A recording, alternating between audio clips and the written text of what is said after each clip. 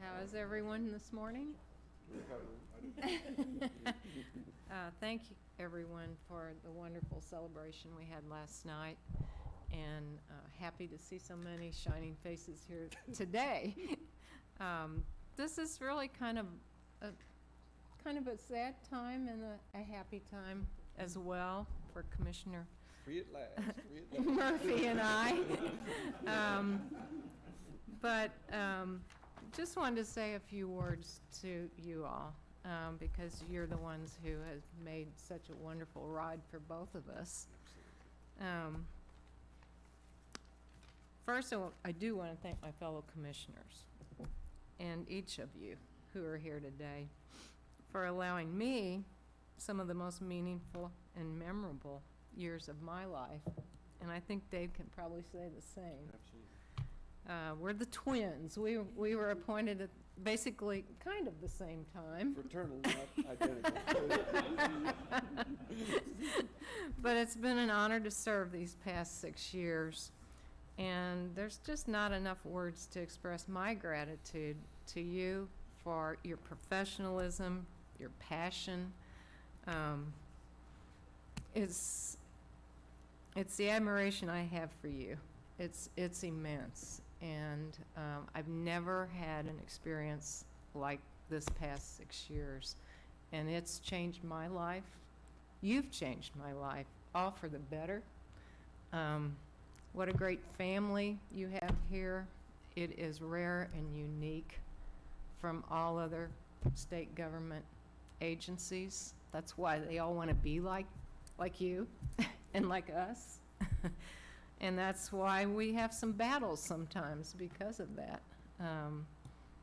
So let's hold strong to that rare and unique thing that we have. And we're going to be challenged in the next so many years to come. It's gradually occurring now, has been for some time. And it's a gift that we have been given many years ago. And sitting at this table, we hear presentations every commission meeting from some of the most knowledgeable professional people, talented people. And it's truly inspiring, and I hope we can keep that inspiration going through the tough times that are ahead.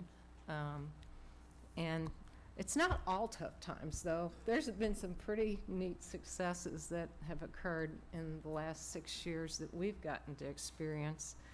And it's just been a pleasure getting to know you all.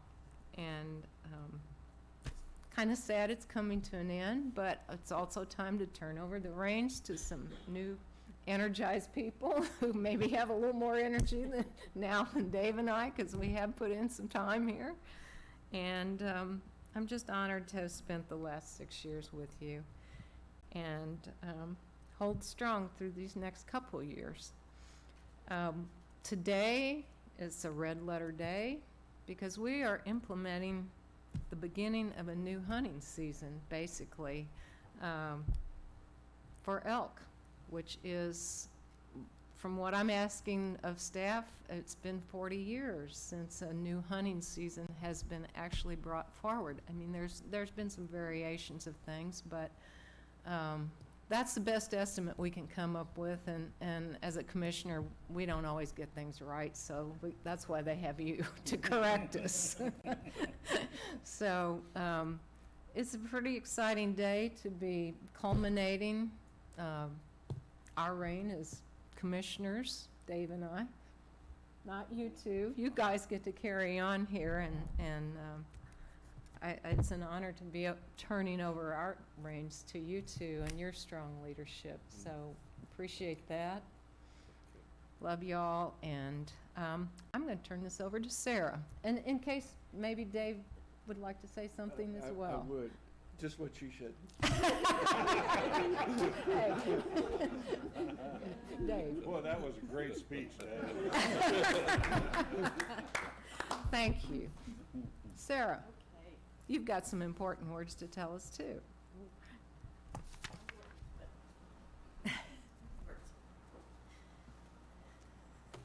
Well, good morning. Morning. everyone.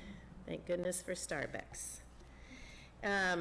We do have a few reports for the commission, and so I am going to get right to it. Madam Chair, members of the commission, you remember our last commission meeting down in Branson, and the news we heard early that morning before 5 a.m. on the tornado that had hit Jeff City and tornadoes that had hit southwest Missouri the evening before. And so between the flooding along the Missouri-Mississippi rivers and the tornadoes throughout the state, it has been a busy time for everyone, including the department. And whether it was sandbagging to hold off floodwaters, monitoring levees, closing conservation areas and boat accesses, moving equipment to higher ground, assisting with water rescues, or cleaning up tornado debris, staff have done a remarkable job at responding to the many needs. To date, we have had 198 conservation areas and accesses impacted by flooding and storms. 198. The severe storms over the weekend caused flash flooding across the state. Our conservation agents assisted with 65 flood-related emergency calls for assistance since May 10th. These included 42 swiftwater rescues across the state. In fact, Aaron and I were over at the Capitol yesterday, saw the colonel of the Highway Patrol, who kind of pulled me aside to say just how much they appreciate our agents and their efforts related in particular to the swiftwater rescues. So it's a great partnership indeed. And when the water recedes, staff will start the process of assessing damage to area infrastructure, and we'll certainly report that back to the commission when we have that information. So we've also been busy with public meetings, with permit-related meetings in particular. On June 7th, the department hosted 2 informational permit meetings for conservation, agricultural groups, and for legislators. Mike, Aaron, and Fisheries Division staff hosted 5 informational meetings at the trout parks and Lake Taneycomo for local businesses, vendors, and chambers of commerce to answer questions about the trout tag proposal. These meetings provided an opportunity for staff to discuss and answer questions in person prior to the public comment period for several proposed regulation changes given initial approval by the commission during the May meeting. As you'll remember, these changes include increasing prices for non-resident hunting and fishing permits, increasing prices for annual trout permits and daily trout tags, adjusting acreage requirements for free landowner permits and privileges to 20 acres, offering discounted deer and turkey permits for some non-resident landowners, implementing a landowner registry to qualify for free and discounted landowner permits, CWD management zone size, cervid carcass movement, and 2019-2020 deer season structure. So very busy with public meetings, making sure folks are aware of that public comment period. I want to talk a little bit about collaboration and the importance of collaboration on some of our biggest conservation challenges. Challenges that we are going to be dealing with for years to come. We cannot make progress on eradicating feral hogs from Missouri's landscape or maintaining our low prevalence rates of chronic wasting disease within our borders without the help of our many partners. As a reminder, Commission, in 2007, Governor Blunt formed the Feral Hog Task Force, made up of conservation and agricultural organizations and agencies. They were tasked to develop a plan to eradicate feral hogs. The report was completed in 2008, and we've been in the process of implementing that plan since, with a revision of the plan in 2016. We've had very productive joint meetings with leadership at the Missouri Department of Agriculture on each of these challenges as of late, and we're very thankful for the support of Director Chin and her staff. On the CWD front, we continue to work together to reduce the threat of spreading the disease across the state. Both of our agencies sent a joint letter to the U.S. Secretary of Agriculture, Sonny Perdue, urging him to close the Mark Twain Forest to hog hunting. The U.S. Forest Service hosted 2 open houses last week to answer questions from the public about feral hogs and the interagency elimination efforts. The Federal Register notice was published on May 24th, and the 60-day comment period closes on July 23rd. a sincere thank you to department staff that recently participated in those Forest Service public meetings, both at Sarah? Fredericktown. Yes, Can we interrupt you? absolutely. A quick question. So you started this collaboration in 2008. And so when you look at the feral hog population then and now, what, have you made progress? I would say we have made progress. I would say that some of the partners that were involved in that effort would, if they could go back to that 2007, 2008 timeframe, wish that they would have expedited the closure of public lands to hunting, as since we have closed our lands, Corps of Engineers, DNR State Parks, portion of Fort Leonard Wood, other public lands that have closed their lands to hunting, we are beginning to see success. And Zone 1, and we'll talk about the zones here in a minute, around Stockton, Truman Lake, we are seeing success. We're seeing close to the near elimination of hogs in that area. But I think if we could go back in time, would we have expedited certain steps we're trying to take now? I think the answer would be yes. Would it be safe to say that, you know, we got off to a slow start, and as a result of that, today we actually have more feral hogs than we did in 2008? I think it is fair to say that we got off to a slow start, and we have given perhaps greater opportunity for additional release of hogs. Okay, thank you. Question.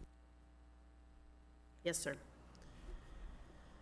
If the Forest Service fails to close Mark Twain, let's say, what happens then? What do we as an agency do? Because we seem to be the one that's out front. We're taking the brunt of the criticism from the hunters. And I'd just be curious to know what your recommendation, not to put you on the spot, but I guess I will. I'd say you did. What is your recommendation if that happens? Do we back up on resources? Do we continue to be criticized for trying to do what's right? So, Commissioner Bedell, I'm going to turn that back a little bit on you. Turnabout's fair play. And what I would say to you is, I think that if the Mark Twain fails to close to hunting, it will be a significant question for the commission to answer. Is it still a valid use of taxpayer dollars, over $2.5 million that this agency is spending towards the eradication efforts?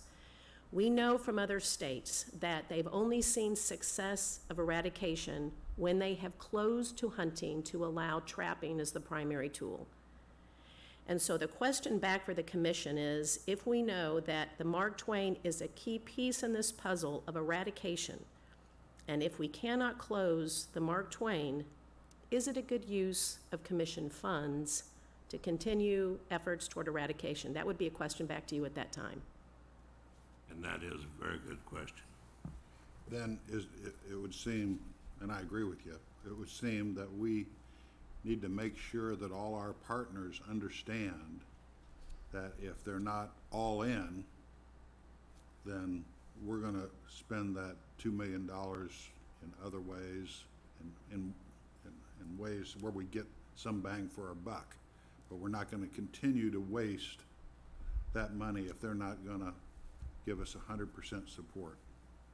I absolutely agree with that, Mr. So we need to make sure they know that. We will make sure that we continue to work side by side with our partners and that they understand this commission is very serious about wanting all the partners to be working together towards eradication, and we'll make sure that that's communicated. Thank you both. Good questions. So again, a thank you to our department staff and to the many other partners that participated in these Forest Service meetings in Fredericktown and Rolla. They are part of the public input process for closure of the Mark Twain. For 20 years, and this is really to the point that you both have brought up, partners, we have tried trapping and hunting in combination, and we have only ended up with more feral hogs, and in addition, and this really is a significant change, the recent case of PERS in a feral hog found by USDA, tested at the University of Missouri in Wayne County. And this has only heightened the need to restrict hunting on the Mark Twain before more feral hogs are released in other parts of the state. As part of that revision in 2016, the Feral Hog Partnership did divide the state into zones. The plan calls for providing trappers across the state, but focusing first on Zone 1, which I just talked about, which is around Stockton and Truman Reservoirs, and Zone 2, which is around Fort Leonard Wood. There's limited hog hunting in these areas, and I'm happy to report feral hog populations have been nearly eliminated around Truman and Stockton. But recent genetic testing of trap hogs by USDA has shown that hogs were moved from other parts of the state to restock the area. So this will be a constant battle. The genetic testing does continue, and we'll be able to document hogs that have been moved, not migrated, but have been moved from other parts of the state and from other states. So thanks to USDA, we know that there are currently 14 distinct genetic populations of feral hogs in Missouri. Sarah, can I Yes. interrupt? You bet. Are we, since you're talking about transporting, I'm assuming you're talking about on the roads, on the highways. Is that how these hogs are being transported? I would assume that it is on roadways. We are aware of some that have been transported by boats, so there's probably a variety of ways that they're being transported. So, okay. Are we working with our public safety partners in being alerted when, I mean, they're out there, they're on the road, Yeah, and the deputies I'm and, going to answer that. Yeah, I'm going to have Aaron come up and talk more specifically to the engagement with public safety or MDA. Good morning, Commissioners. Great question. I think the difficulty is these animals can be moved very quickly in the back of a trailer, in the back of a construction trailer, and it only Enclosed. takes a couple seconds to release them. yeah. More important is probably working with our partner with Department of Agriculture and the General Assembly to improve regulations and improve state statute to prevent the further release of hogs. Agreed. Yeah. I just was curious if we were working with, It's probably something we at can look least into. alerting our partners that this is an issue that we're trying to deal with and I like timber theft. We can Yeah. probably. Absolutely. formally. So there have been, there's been quite a bit of misunderstanding and misinformation going around, and I do want to just take this opportunity to clear up a few points. One is we've heard private landowners' rights have been taken away, and that's just simply false. Resident landowners can use any method they want to eradicate feral hogs on their property. This includes lights, night vision, thermal imagery, traps, and dogs. Nothing's changed here. Some believe there are only 26 trappers spread across the state. This also isn't accurate. There are 26 USDA trappers funded through MDC, commission funds, but there's also hundreds of agency staff from MDC, DNR, the Forest Service, Corps of Engineers, Fish and Wildlife Service, LAD Foundation, and others that are trapping on public and private land. This hasn't changed, but Commission, you've asked what we should do if they don't close, and I do think that that's going to be a critical decision point for this commission. Department, as I mentioned, has contributed over about $2.5 million annually for the last few years. We do stand ready to provide additional funding to the Mark Twain if closure does occur, to support law enforcement efforts and other efforts as identified. It's a huge problem, but more than anything, we're very grateful for the Feral Hog Partnership. So this week, while Mike and I were busy and Bill White attending the Midwest Association of Fish and Wildlife Agencies Conference in Oregon, Ohio, the same time our own Jason Sumners testified before the House Natural Resources Subcommittee on chronic wasting disease to discuss the threats to wildlife, public lands, hunting, and health. And Madam Chair, you mentioned just the professionalism and the expertise of our staff, and we got to watch Jason's testimony recently, and I just had to pull a clip from it. Sitting next to him, poor Jason, he's like, oh, his face is turning red. Sorry, Jason. You're just too darn good. I just had to show you all a clip, because as you talked about the expertise of staff, and we really are recognized in so many ways as the national expert, sitting next to him was Carter Smith, who's the director of Texas Parks and Wildlife. And I want you to note Jason's response, and then I would like for you to note Director Smith's response. He was asked a question by the chair of the committee.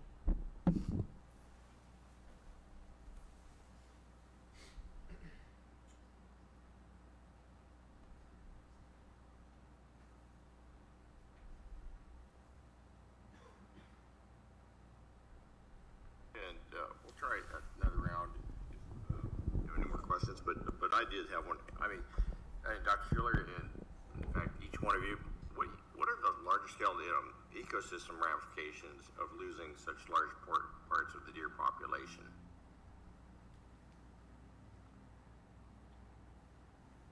I'll take a stab at that one first. You know, I think it's twofold. One is that they're a very important part of the system. You know, they're a prey species. They're a large herbivore. I think most importantly, especially in a private land-dominated state, the value that landowners place in having healthy deer and elk populations on their properties vests them in broader habitat management and conservation efforts. And so the loss of that, the loss of recreational opportunity, the loss of that value of wildlife habitat, I think could and potentially has unknown impacts onto our conservation heritage. The other side of it is that our current funding model is built on, as Carter mentioned, the goose that laid the golden egg, the white-tailed deer and the elk, is the primary driver of licensed dollars and revenue for state fish and wildlife agencies that then gets to be invested in broader conservation efforts. So I think those are the primary long-term bigger impacts of this disease. I agree with that, Mr. Chairman. Well, good. No, it is certainly the economic effects of chronic disease are so.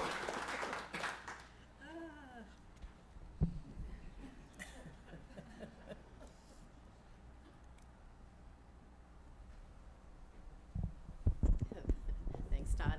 I'm not sure I need to say much more than that. We greatly appreciate Jason taking the time and making the effort, heard back from not only Carter Smith, but members of the staff, the Association of Fish and Wildlife Agencies, how much they appreciated Jason being there and the expertise he provided. So we are right in the middle of calving season, and peak calving was in early June. Field crews have reported seeing a few calves starting to filter out in the fields at dawn and dusk. Staff will conduct cow-calf counts in late summer and early fall. Talk a little bit about black bears. In July, we'll host a series of 4 open house events in southern Missouri. And during the open houses, we'll solicit feedback on the goals of Missouri's black bear management plan. We'll gather input on Missouri's bear population, potential hunting opportunities, and experiences with and perceptions of human-bear conflict. Deputy Director Hubbard mentioned this morning that our latest estimates are between 500 and 800 black bears across the Missouri landscape, and so it is clearly time to figure out a path forward related to a hunting season. So stay tuned for that. I wanted just to mention something that we've just launched called Field Notes. We talk a lot about the amazing work that this team does in all 4 corners of the state, throughout the agency in every division.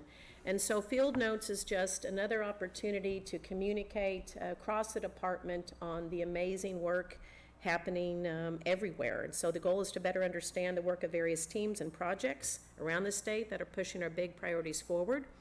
So this will become a regular feature that will either go out by email or certainly on our intranet as a way to share the great successes happening. Also, just, I believe, week before last, we had our very first graduation of our MDC Leads, which is our leadership program. And most of the division chiefs, administration were there to congratulate this first class. These 20 bright minds completed their 10-month leadership development training by, in the end, presenting 3 excellent capstone project presentations that aligned with each of our strategic goals, taking care of nature, and that topic was the importance of healthy water. Goal 2, connecting people to nature. That team tackled valuing our partnerships.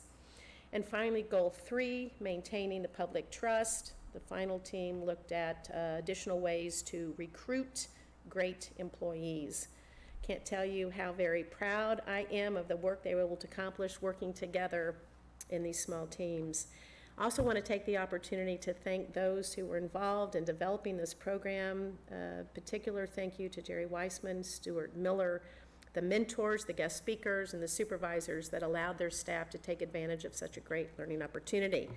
The second MDC Leads program is launched in August, and we are excited to see what they're going to come up with. Also, Governor's Award for Innovation. You may recall seeing a passionate presentation on our Discover Nature Schools program a few meetings ago. This wonderful program was just awarded the Governor's Award for Innovation. We could not be more proud of the blood, sweat, and tears that this team has put into developing this first in the nation comprehensive nature and science-related program. The Discover Nature Schools program began in 2006 as a 6th grade science unit, and today it has grown into pre-K through 12 that implements the Missouri-focused nature education in over 90% of the state's school districts. The Discover Nature Schools team is partnered with the Missouri Department of Elementary and Secondary Education to meet the Missouri learning standards. MDC provides participating schools materials for the program, including illustrated student study books, comprehensive teacher guides, and outdoor activities, lessons plans, grants for field trips to discover nature, and also exploration equipment, and free professional development from MDC Education Consultants. So it's true dedication to building our future conservationists, so congratulations to that team. This time I would like for Kendra to come up and provide a few updates related to operational excellence. Sarah, Yes, sir. a minute ago, he made the screen over here larger. I'm talking about on the TV in front of us. Okay. Can that be done? Can you I'm enlarge this? sure that it can, for somebody who knows how to do that. Those of us that Well, can't well, see, The question really is, will you? yeah. Let me see. Stand by. I bet he can. For those of us that can't see, it's be helpful.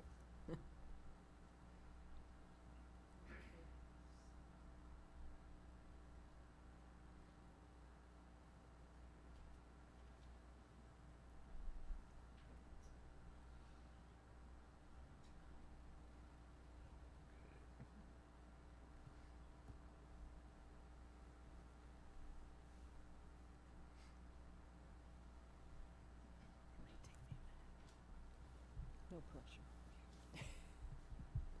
You can be doing your report while he's doing with this. All right, great. Welcome, Kendra. Thank you, Madam Chair and Commission. Thank you for the opportunity to provide an update on the Operational Excellence Program today. The first update that I wanted to provide is at the statewide operational excellence level and how the work that's being done at our department complements the work at the statewide level. Currently, right now, across the state of Missouri, departments are working to build capability and capacity in the areas of continuous improvement, performance measures, lean, and project management. Our department is very fortunate to be a leader in building these skills while other departments are still in the very early stages. One addition to building this capacity is the Missouri Mo Learning online skill set that will be coming soon to MDC, which will provide employees the access to build a variety of online skills that will help enhance the building of the capacity for lean and project management tools. Additionally, statewide operational excellence leaders are meeting on a regular basis that ensures consistency in efforts and a constant pace of learning and growing.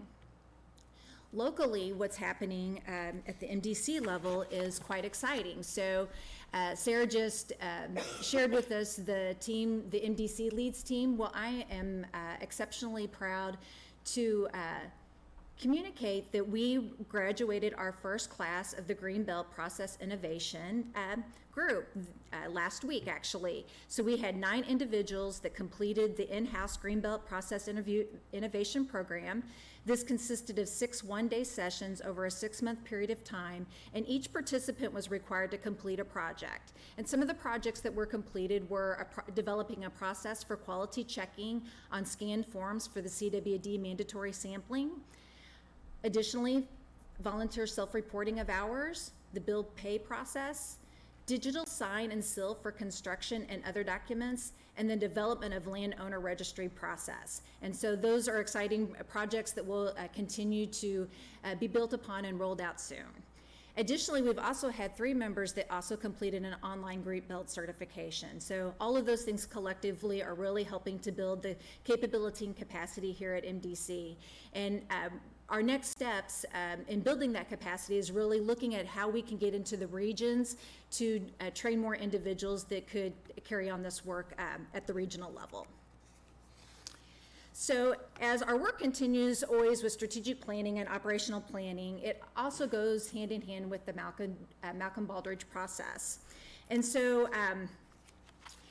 really what we're doing is, as you're aware, there has been tremendous work done on the pay for performance process and the process for setting individual performance objectives for employees.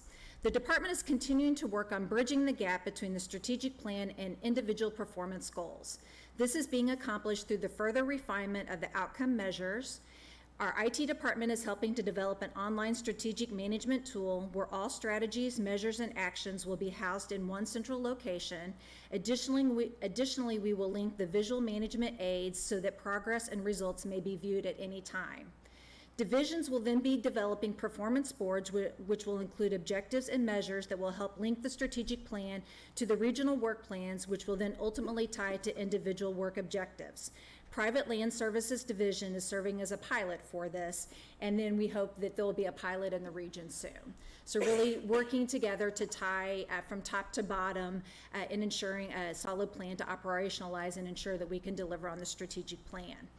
And really this ties in, I think if you remember the last time I had an opportunity, I shared with you my vision for how we begin to introduce Malcolm Baldrige criteria and work towards accomplishing that goal. And really these things go hand in hand. And so this is just an example of some of the criteria for the Malcolm Baldrige, the questions that we need to answer as an organization, and how do we implement our strategy. And so continuing to build processes around that will help us accomplish meeting the goals that we need to move forward in obtaining Malcolm Baldrige. Have you entered into competition to compete for that award yet? So we will start at the state level, and actually we miss the period of time. The applications usually have to be in, or you have to have an intent to apply by mid-February. I arrived in mid-February, so really I have a goal to do the entry-level application at the state level this next year, and so working towards that. I'm currently serving as a Missouri Quality Award examiner currently right now, so doing that sort of work, just not always directly for MDC.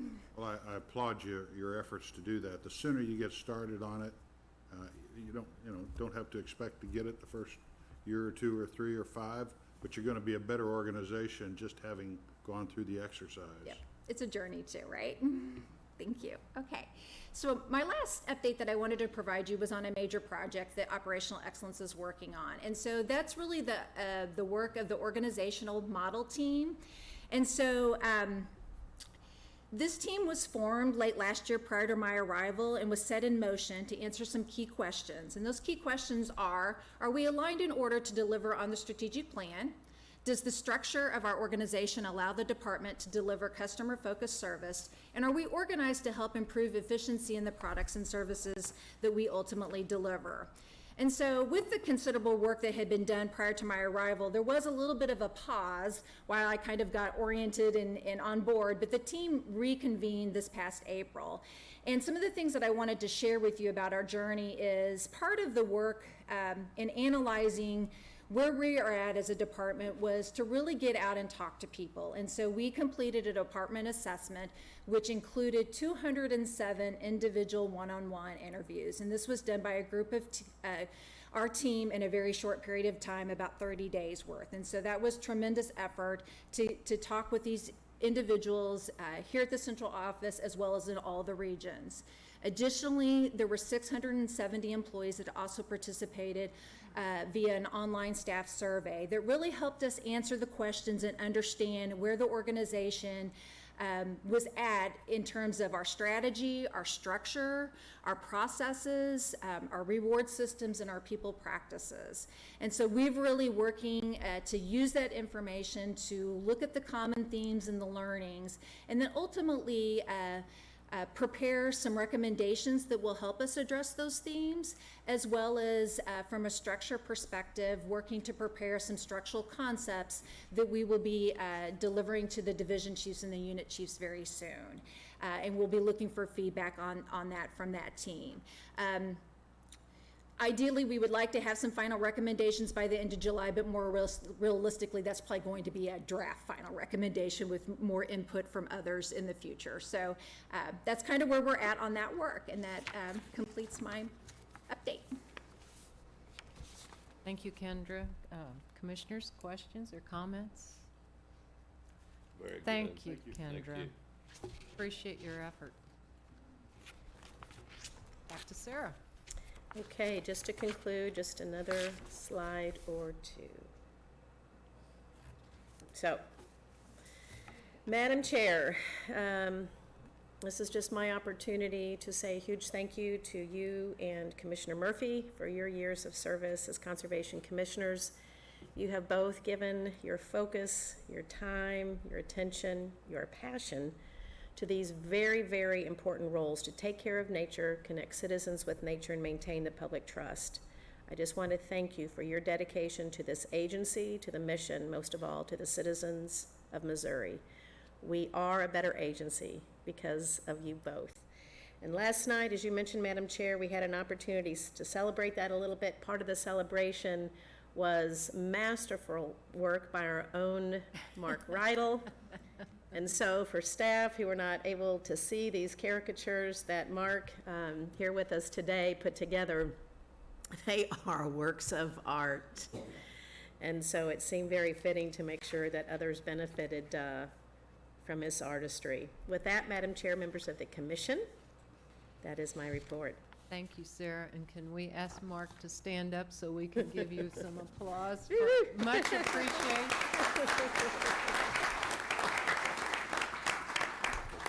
What a talent you have.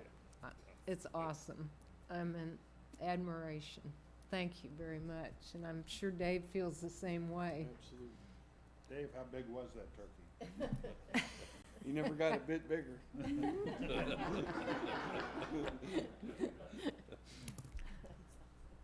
What a treasure for years to come. So thank you. Thank you, thank you, thank you.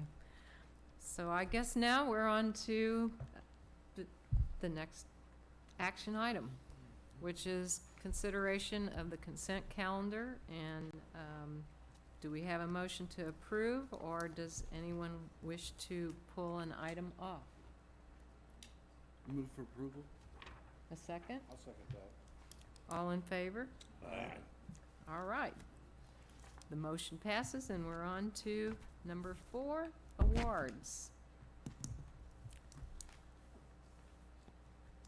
And that's Justine. Welcome.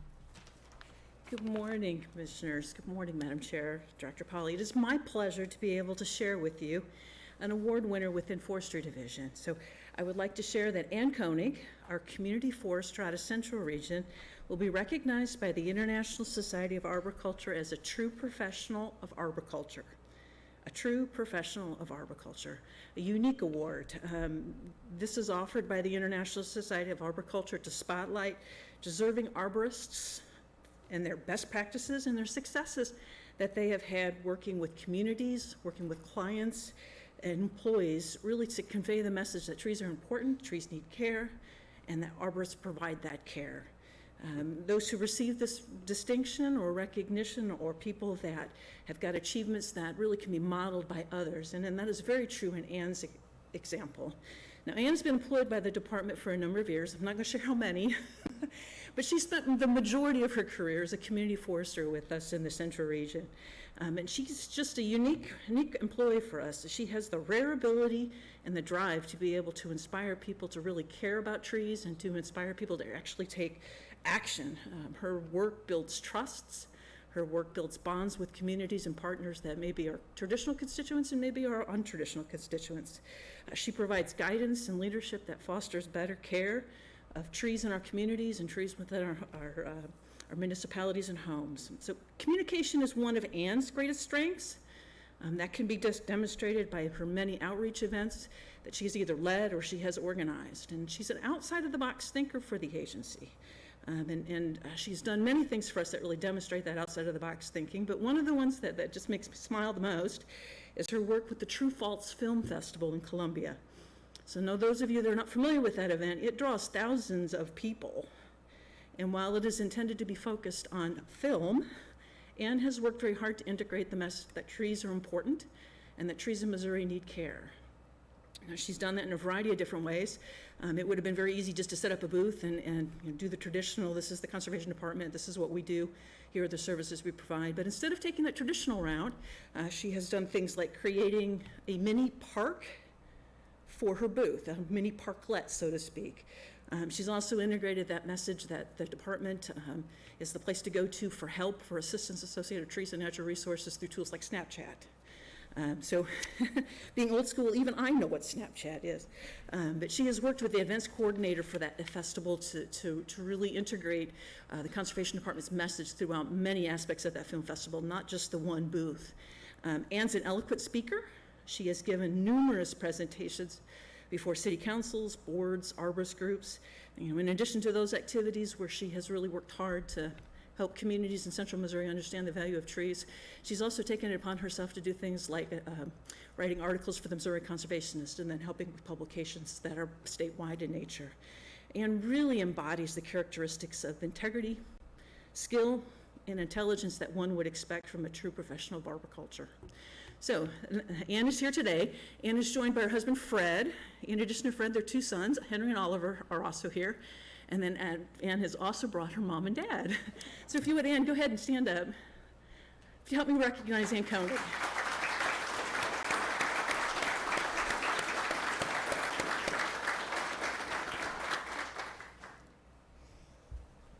Ann, congratulations and thank you for all that you do.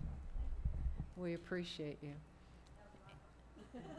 I would point out too that we try to highlight the special awards that our staff receive at each of our commission meetings, and it was just something that we wanted to make sure other people knew about your specialness, I guess is the best way to say it. So we appreciate you. Thank you. And now we have Mike. Good morning, Madam Chair, Commissioners, Director Pauly. The Regulations Committee met on June 5th to consider proposed rules and recommendations for changes to existing regulations to establish elk hunting season in Missouri in the fall of 2020. Proposed rulemakings presented today for Commission consideration are listed in the action items beginning on the first page of the Regulations Committee report. Copies of each proposed rulemaking with associated justifications are appended to that report. Commissioners, as a reminder, your approval of the recommendations presented today signifies the first step in the Department of Conservation's rulemaking process. Following your vote, all proposed rulemakings will be filed with the Secretary of State's office for publication as proposed amendments. Following publication in the Missouri Register, those proposed rulemakings will be open for a formal 30-day public comment period. Rules establishing season dates and limits will be filed as final orders of rulemaking and are not subject to the public comment period. Comments received on specific proposed amendments will be compiled and presented as part of the formal orders of rulemaking for Commission consideration at your meeting in October. As previously instructed, for amendments that do not receive comments, no further action by the Commission is necessary, and staff are authorized by the Commission to file final orders of rulemaking. Unless you have questions regarding the process, I'll move on to the formal report. Please do, Mike. see if we can move this on to, we'll get there in a second. Commissioners, recall that administration was made aware of a typographical error that resulted in an inaccurate reference to state statute in the authority section of multiple regulations throughout the Wildlife Code. As rules are open for other changes, staff were instructed to correct the inaccurate reference. Please note that 2 of the proposed amendments presented for your consideration today contain this correction in addition to the recommended changes that you'll be asked to vote on. Those rules are 3 CSR 10-5.225, permits, permit issuing agents, service fees, other provisions, and 10-7.450, fur bearers, hunting seasons, and methods. Commissioners, today is an historic day in Missouri. In 2000, the Department of Conservation conducted an elk reintroduction feasibility study. Results of that study indicated that elk restoration in Missouri was biologically feasible in portions of the Ozarks. However, due to various concerns, the Commission suspended consideration of an elk restoration project in 2001. Fast forward to 2010.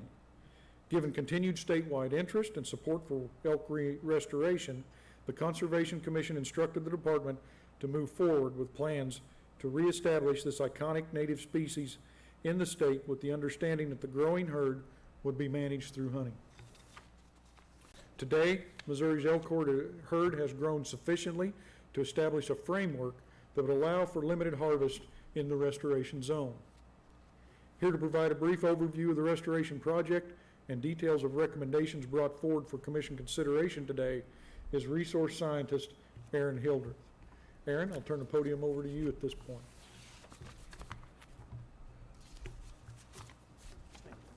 Let me get this stuff over. Welcome, Aaron.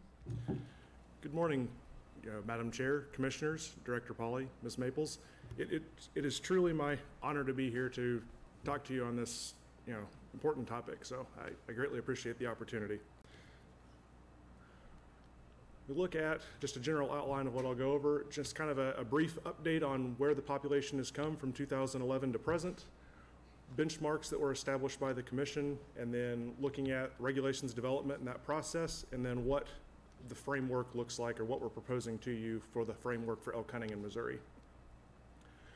As Mike briefly went over, this restoration process, didn't just start a couple days ago. It's been a fairly long process. Back in 1999, that this process really began, and then in 2000, we did conduct a feasibility study.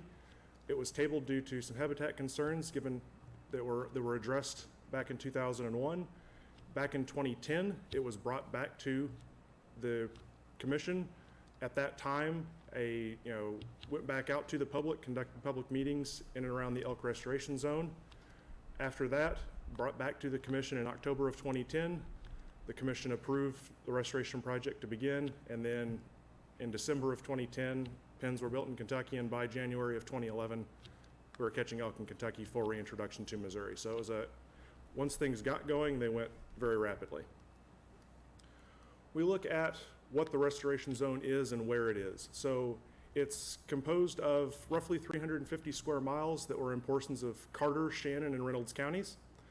That area is in central Missouri Ozarks. In particular, why it was chosen is due to the high percentage of public land. Missouri is 93% privately owned. Roughly 80% of this area is publicly owned, or at least land that's open to public recreation. There's a very low road density, and as elk are a slightly large animal that has the potential to eat lots of things, we wanted to avoid areas with a heavy row crop agriculture presence, and in this area, less than 1% of the landscape is row crop agriculture. The plan has always been to manage the population through hunting, and the target population goal is somewhere between 400 and 500 individuals. We look at survival after release. So the reintroduction process is a long, stressful period. Ultimately, the elk were in quarantine for disease testing for about 6 months. They were caught in January. They were released in June of that same year. We reintroduced about 108 over that 3-year span between 2011 and 2013. But our founding population size really is around 81 individuals. And again, that reintroduction process is stressful. Many of you will also recall the drought that we had in 2012 was one of the worst on record. that didn't help matters. And then we also have brain worm, which is the leading cause of mortality for elk, that also played into that lower survival number. We look at survival rates comparing those first few years right after reintroduction and more current data. We see, when we looked early on, that adult and yearling survival rates for both bulls and cows were kind of what we would expect to see for other eastern elk populations.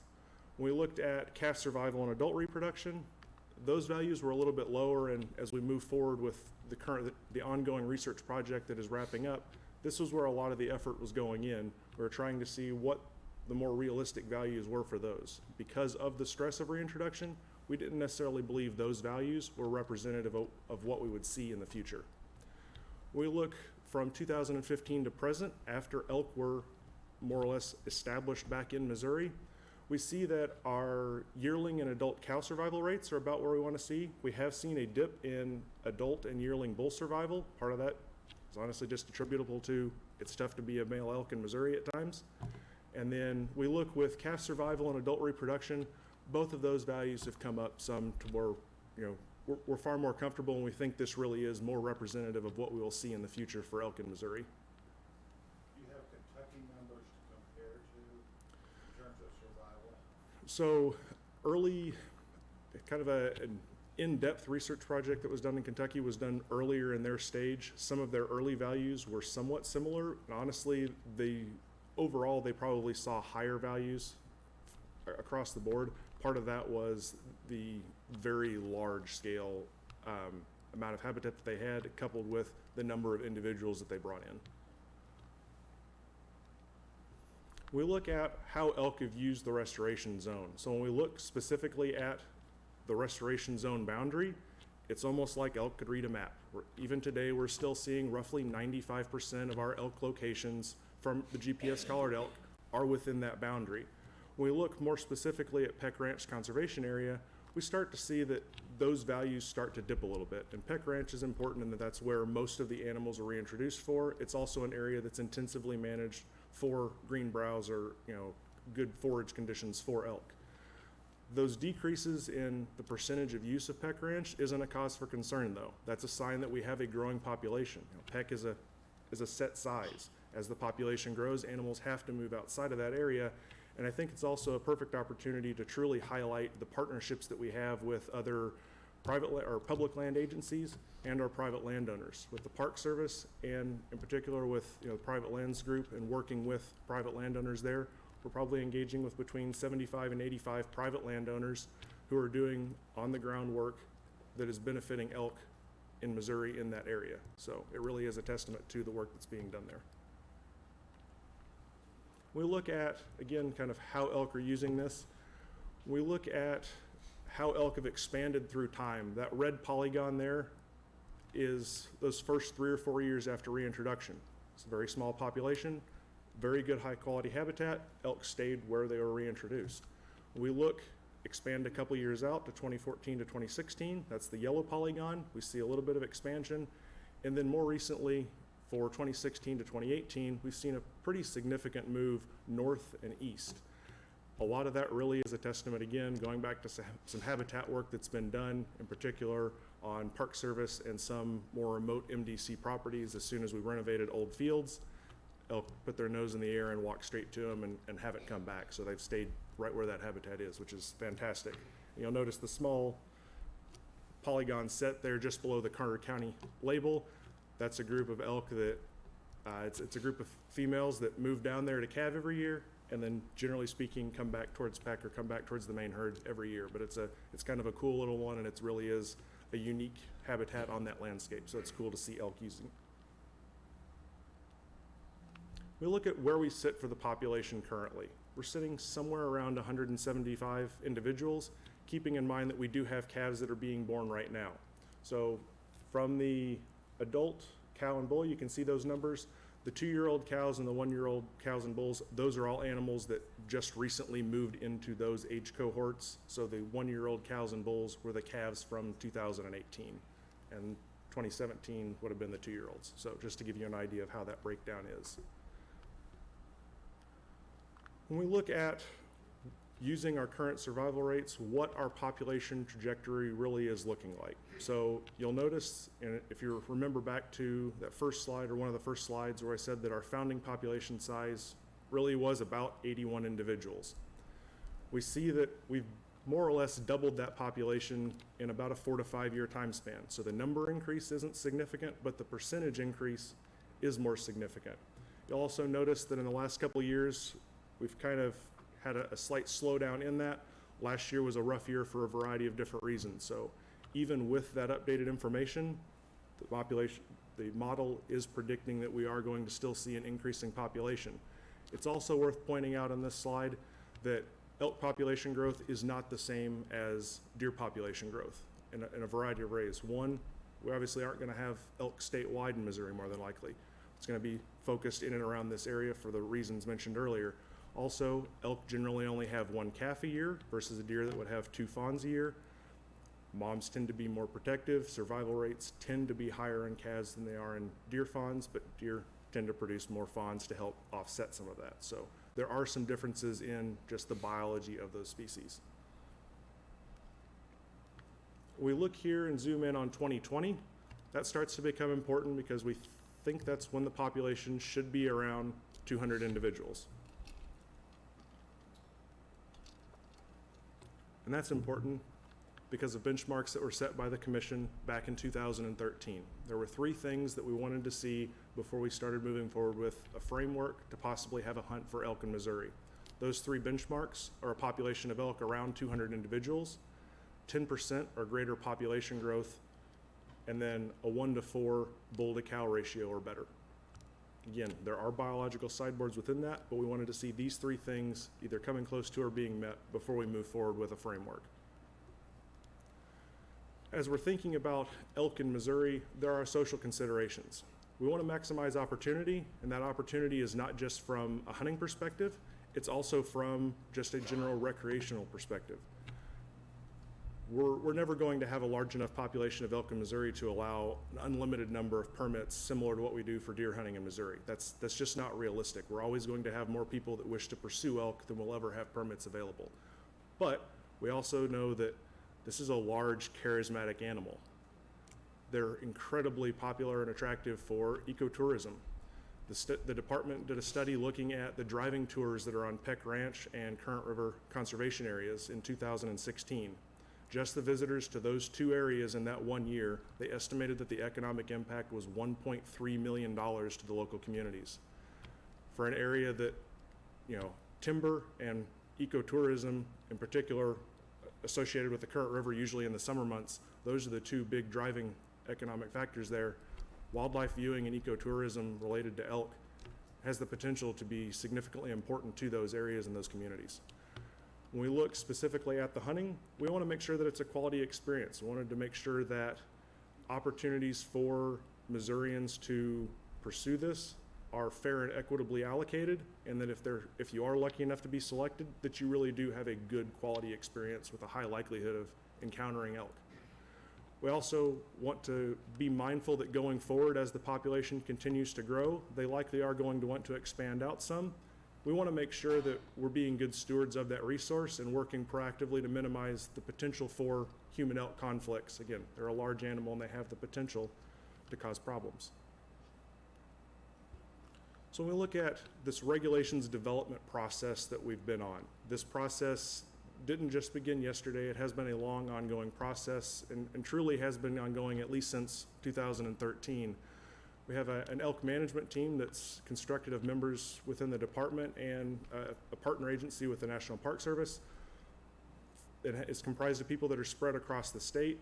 It does have a significant number of staff that are local to where elk are in Missouri, and that's important because those local staff, those are the ones who are hearing directly from the public on the good, the bad, and the ugly, and are able to help make sure that their thoughts and views were incorporated into this development or regulation development process.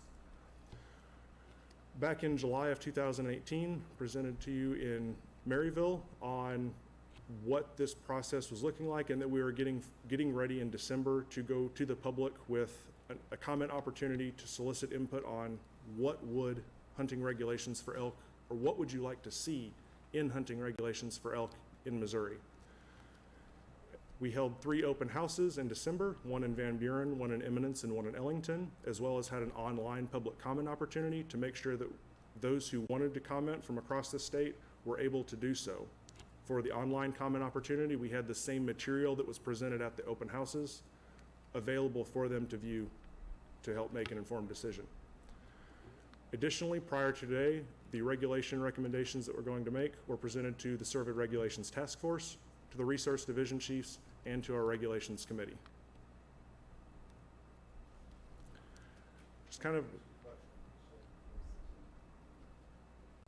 So during your comment period and your 3 meetings that you held, were there any prevalent or negative issues that people raised that we ought to be aware of? by far the most negative comment was just a concern of, do we have enough elk right now to support a hunting season? To date, the number of negative comments from the public related to elk have been almost non-existent. I only know of one particular instance where we really have had a negative interaction with a member of the public associated with elk. We do get occasional comments from the public related to brainworm or a sick individual, but usually the public is incredibly supportive of elk, and it, locally and statewide. And then what was your answer when they asked about, is this the right time, or should we wait until the population is larger?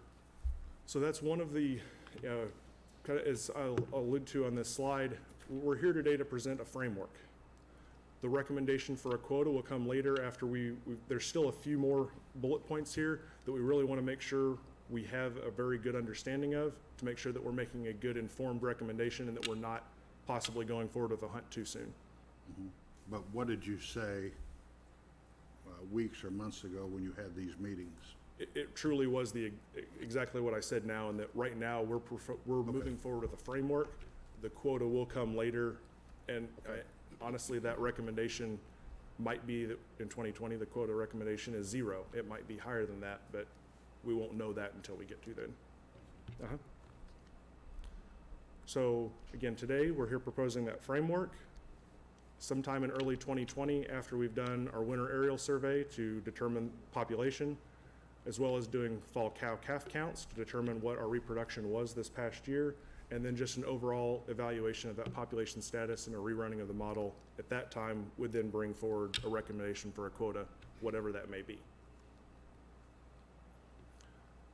So when we look at what the hunting zone is, so as it's proposed, it would be Carter, Shannon, and Reynolds counties. It would be outside of that smaller restoration zone boundary, mostly because this is a simple boundary that hunters understand. We regulate deer on a county level. This also provides more management flexibility. The hunt zone would, however, exclude the refuge portion of Peck Ranch. That is based partly on the value of the ecotourism side and being able to use that as an area that's open for driving. Also, typically the refuge would be closed during hunts, so if we were to add this closure in addition to, it would likely mean that for 2 months out of the fall, Peck Ranch would basically be closed to public access for the driving tour within that refuge portion. We also have a significant amount of elk use that's outside of there, so we're not worried about all the elk being in the refuge and hunters having no access to elk. We'll look at general permit distribution. So it would be restricted to Missouri residents only.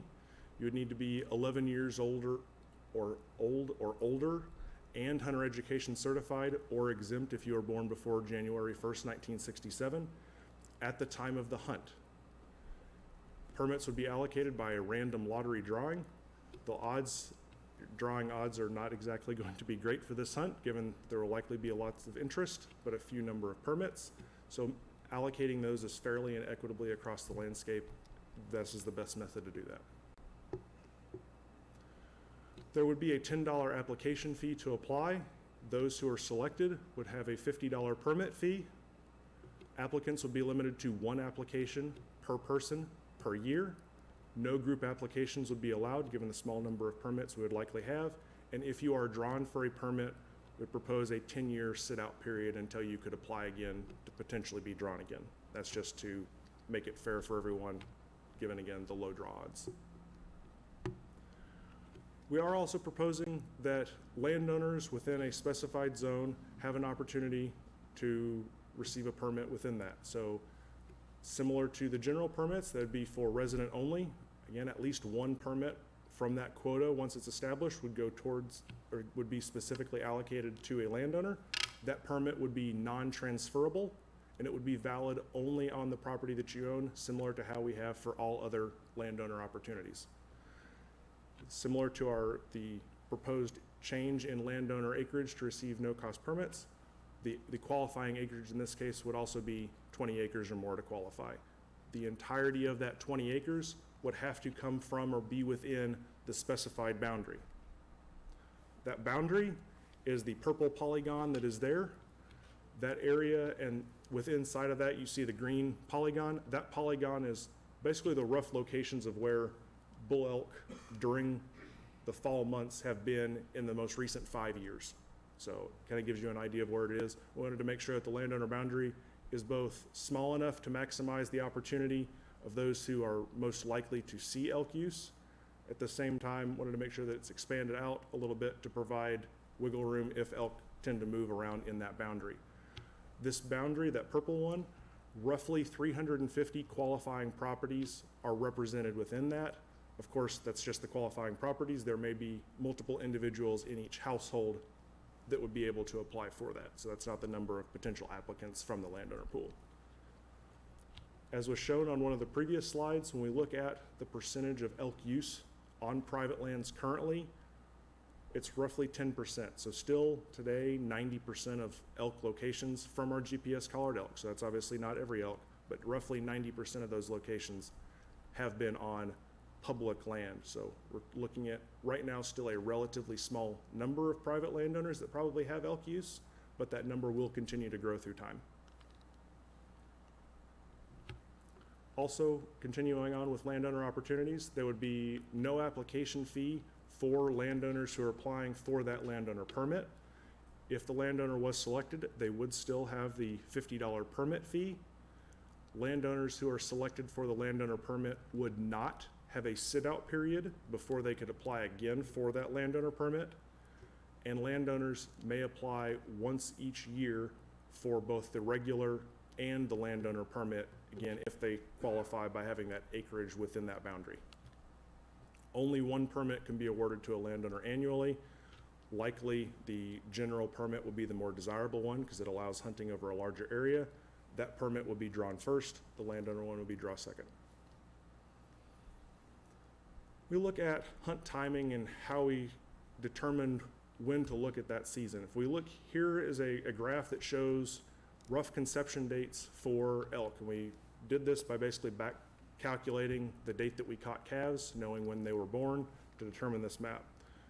We zoom in here, look in particular in this area. This really is the peak of breeding for elk in Missouri. We still have a goal right now for an increasing population trend. We're still wanting to increase that number, and as such, we want to avoid this area in particular because we want to have as little disturbance during that breeding season as possible. At the same time, we recognize that many hunters are going to want to pursue elk during the rut. They're going to want to have that interaction and get to bugle back and forth with a bull elk. Well, we're really lucky here in Missouri. Our elk bugle from September through sometime in mid-December. It's a really long period of time, so that opportunity for interaction is still there. So when we look, we think we can have two different opportunities that provide good high-quality opportunity and interaction with elk, but have a very minimal to non-existent impact on breeding and increasing that population. Those two timings are one, possibly having an archery season right after that peak of breeding that would run for 9 days and begin on the third Saturday in October. The second would be a 9-day firearm or any method season that would begin in the second day or the second Saturday in December.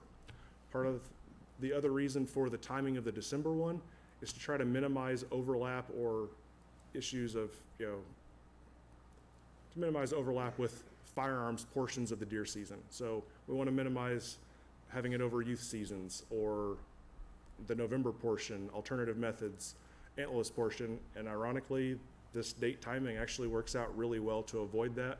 We still have bull elk that are scattered very well on the landscape to provide ample opportunity for hunters. Some of the additional details. So methods of take would be the same for deer. We currently don't regulate what, pick your caliber on what you want to use for deer, pick your, draw weight for archery equipment for deer. We have the opportunity to communicate with individuals that are selected for these permits. So we have the opportunity to remind them that this is potentially a 700-pound bull versus a 200-pound buck. We have the ability to communicate with them, so there's no point in making this regulation more complicated. Any antlered elk with at least one antler greater than 6 inches in length would be legal. If a hunter is seeking that 400-inch trophy bull, that's their prerogative. They're welcome to go for it. If they want to pursue a spike bull, that's also perfectly fine. There's no biological reason why we need to limit what animal a hunter wants to take as long as it's a male right now. Youth may have a hunter education certified adult accompany them to assist in the hunt. So recently, a regulation was just passed so that during the youth portions of deer and turkey season, a hunter education certified but unlicensed adult can accompany those youth to assist them in the hunt. An elk is a large individual. It would be nice to provide that same opportunity, given that there are some hurdles to deal with. This is also not to say, just like with deer hunting now, any number of individuals can accompany any hunter on a hunt. If they are licensed, they may assist in the hunt, but may not take someone else's animal. But if they are unlicensed, they just cannot assist in the take of the animal. This does not preclude that. So if you're drawn for a permit and you wish to take 5 of your closest friends out with you, they're not going to have an elk hunting permit. But they are able to go with you. They just can't call, they just can't take the animal, but they are allowed to help you get the animal out of the woods, which will be no small undertaking. Last, we will require telecheck reporting, similar to what we do for deer as we move forward. This really is the most efficient manner to do it, and it minimizes any issues with, it's already something that hunters are used to, and it minimizes issues with remote areas, and if we had to require a mandatory in-person check, that can become very tedious and laborious on staff. As we kind of look forward, we're in the process this summer of finalizing the elk management plan. Shortly after this meeting, the opportunity for the public to comment again on these regulations will be made for them. At that time, if we move towards December, any comments from the public we have will be brought back to the commission for reconsideration, modification, or withdrawal. In early 2020, we'll compile or finish compiling and then review pertinent biological data to prepare a quota. And then also in early 2020, would likely come back before both the regulations committee and this commission to make our recommendation for a permit quota at that time. Pending that we would have a permit quota allocated that is not 0, in the spring and summer of 2020, we would begin that statewide outreach and education effort about a new elk hunt.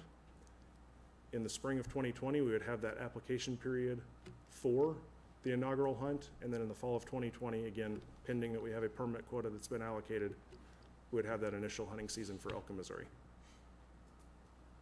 With that, I'd be happy to take any questions. Thank you, Aaron. Commissioners, questions or comments? Do you have a hunch on how many elk you will be recommending that be taken? And you can whisper it to me if you want. I won't tell. I would think it to be unrealistic that the number would be more than 10, and realistically that quota would likely be closer to 5. This past year really was a rough year for elk. As unfortunately you're probably all aware, we had 4 elk that were poached between August and January or February, and that's unfortunate. We also had lower calf survival than we were expecting last year and lower pregnancy rates. So those are things that we're wanting to correct for, but because of that, it's likely going to mean that we have a very conservative permit quota.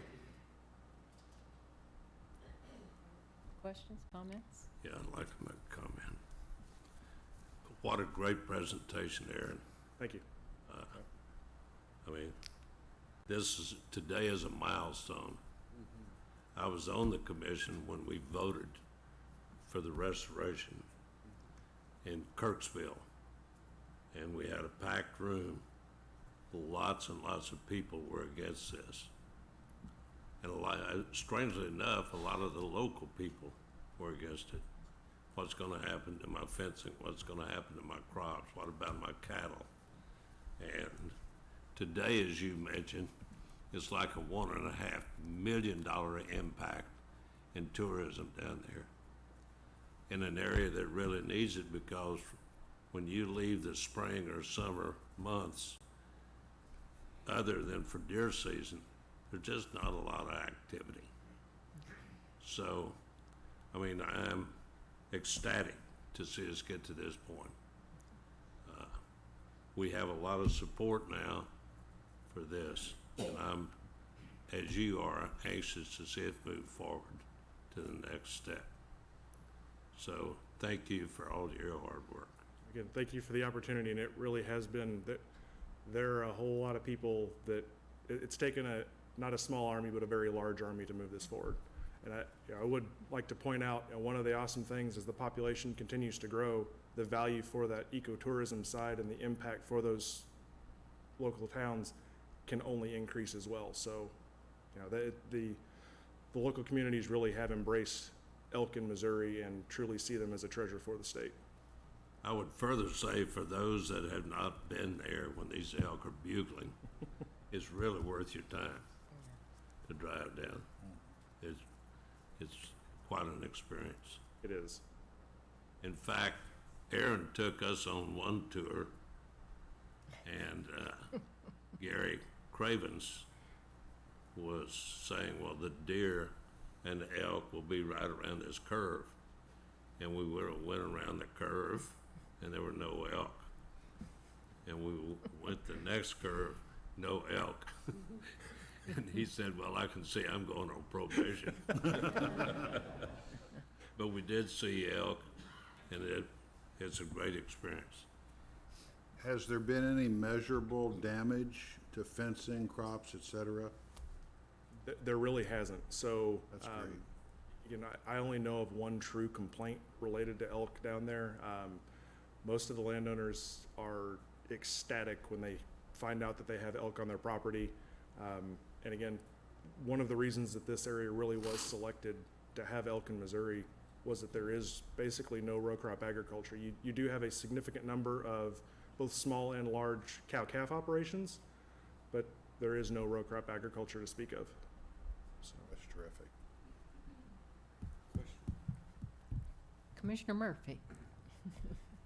You know, I'm a hunter, and I'm very excited about this. A question of curiosity comes to mind as I heard some of your remarks, one of them being that our elk are actively bugling earlier and extending throughout the season. And you know, it hasn't been that many years ago that wild turkeys gobbled a great deal throughout the autumn and spring, and they still do in some places. But I wonder, do you expect that hunting activity is going to change that behaviorally? Do you have any evidence of that or insights to that? It will be interesting to watch. So Peck Ranch has had 3 managed deer hunts on that area since elk were reintroduced, and Right. Those managed hunts have anywhere from 60 individuals to 200. And early in the process, we were really curious, what was the impact of those managed hunts on elk behavior and movements? So we used the GPS data from the elk and then handed hunters GPS units to track their movements. And we found that hunter movements didn't really impact elk movements in that area. In fairness, those deer hunters were not trying to harvest an elk. But, That we know of. well, they weren't legally trying. They may have thought about it, and we certainly hear from a lot of hunters, one of the reasons they put in for the managed hunts at Peck, besides the fact that there is an abundance of wildlife there, both deer and turkey, is the opportunity to see and interact with elk up close and personal, so. Thank you, Aaron. Excellent work. Commissioner Fidel. By the way, I would be remiss, you mentioned the poaching, that because of this commission, the staff, and the legislature, we got a poaching bill passed that no longer allows someone just to shove a gun out of a car window without paying severe consequences. And I understand from Aaron that bill will be signed by the governor when Aaron, maybe next week. which would be a great, great milestone.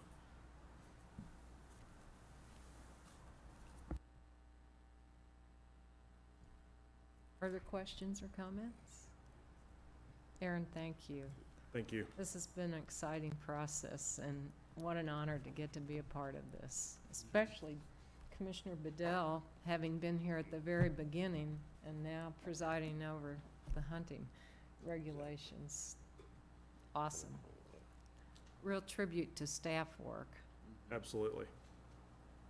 and those partnerships you've built. Yes, it has not taken a small army. It No. has taken a very, very large army that is across multiple fronts. Thank you very much. Thank you. Exciting day. Mike, we got some regulations to Yes, we talk do. about. Before I move on to that, I'd like to just highlight that Aaron's correct, and it took a pretty large army, but specifically down there in that local area, our field staff, our private lands conservationists, our agents, our wildlife biologists, our fisheries folks have all worked tirelessly to communicate our message, to work with the landowners in that area, to provide them support, to provide specific cost share programs and stuff to support those landowners within that zone that have all gone towards making this a fairly smooth reintroduction related to how the public perceives this iconic species. And without their tireless work on that front, we could have been in a whole different situation today. But I expect that this will continue well into the future, because I think everyone down there now fully embraces this animal, and I think they will for years to come. So, Madam Chair, with your permission, I'll move on to the action items. Unless otherwise noted, the anticipated effective date of these rulemakings will be December 30th of 2019.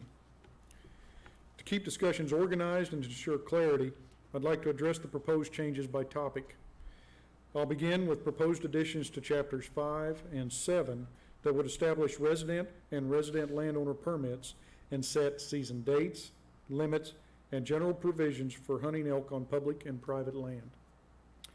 Madam Chair, I request Commission approval of 3 CSR 10-5.700 resident antlered elk hunting permit, 10-5.705 resident landowner antlered elk hunting permit, 10-7.700 elk hunting seasons, general provisions, 10-7.705 elk hunting season, 10-7.710 elk landowner privileges, 10-7.715 elk regulations for department areas, and 10-11.190 elk hunting as described.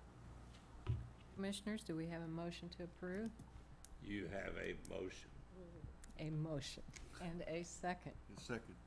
and we must have some discussion.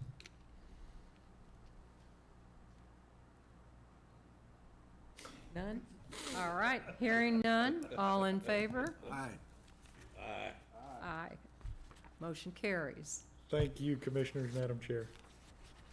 Commissioners, the remaining 20 proposed amendments brought forward for your consideration will add the words elk and cervid and make minor modifications to existing rules to include references to new elk hunting regulations and clarify hunter education requirements for those wishing to pursue elk in Missouri. So strap in, here they are.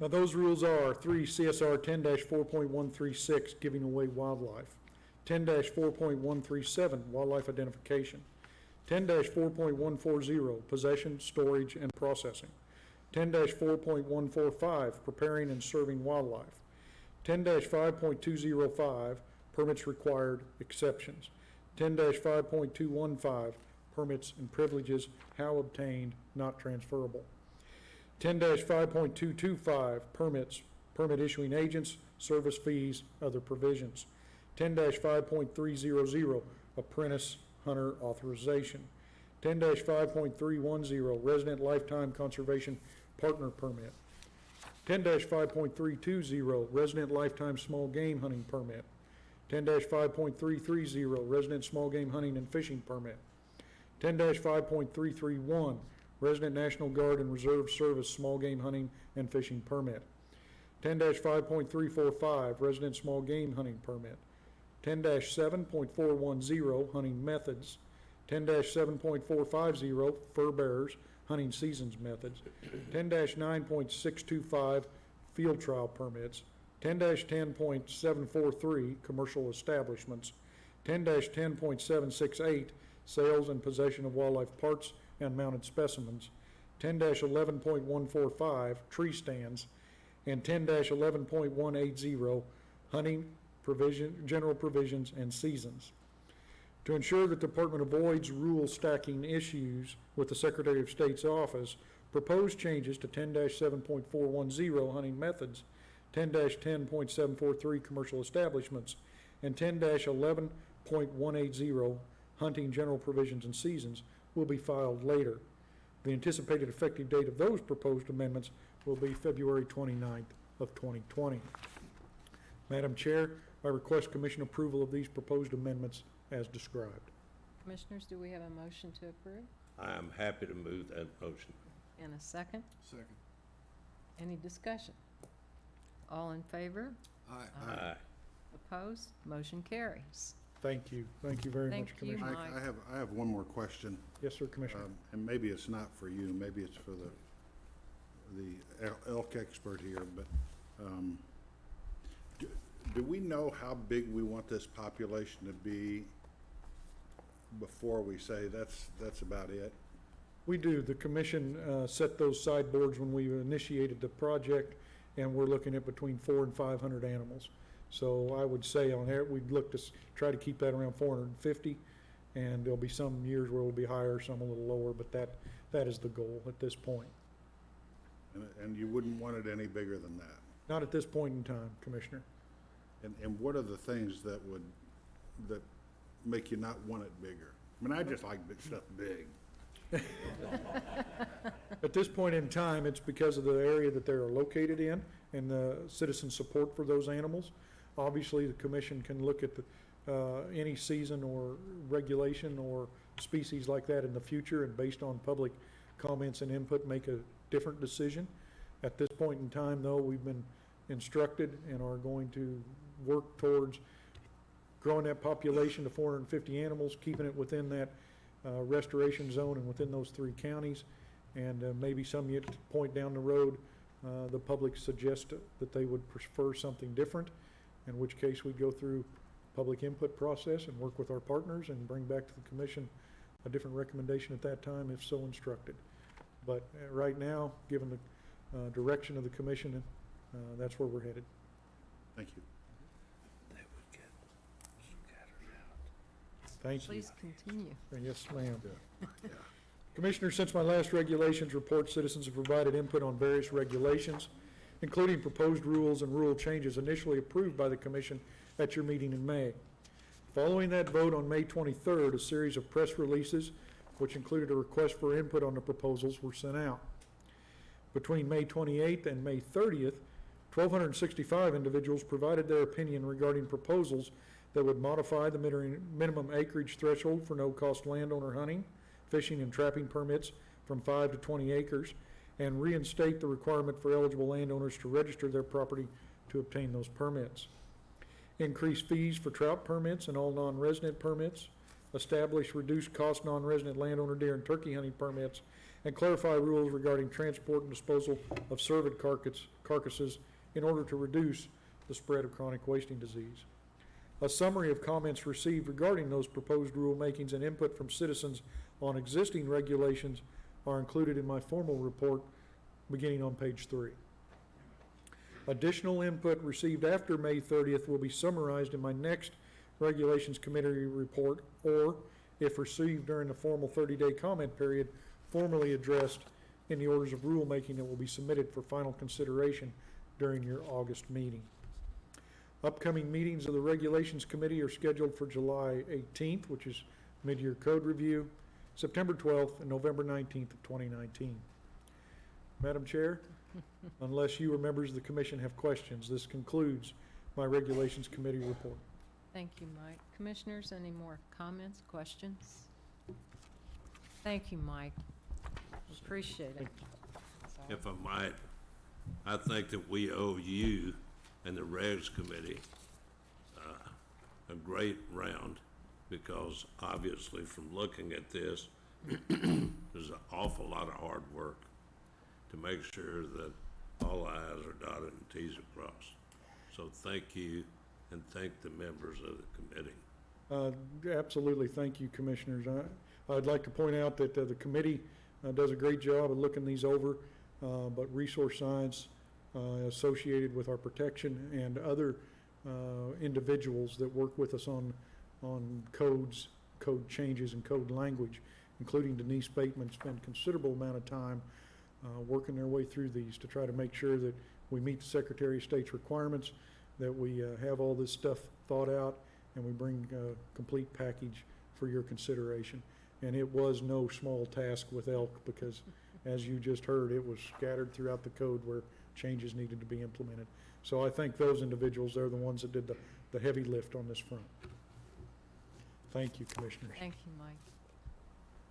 After Mike's presentation, we need to take a break.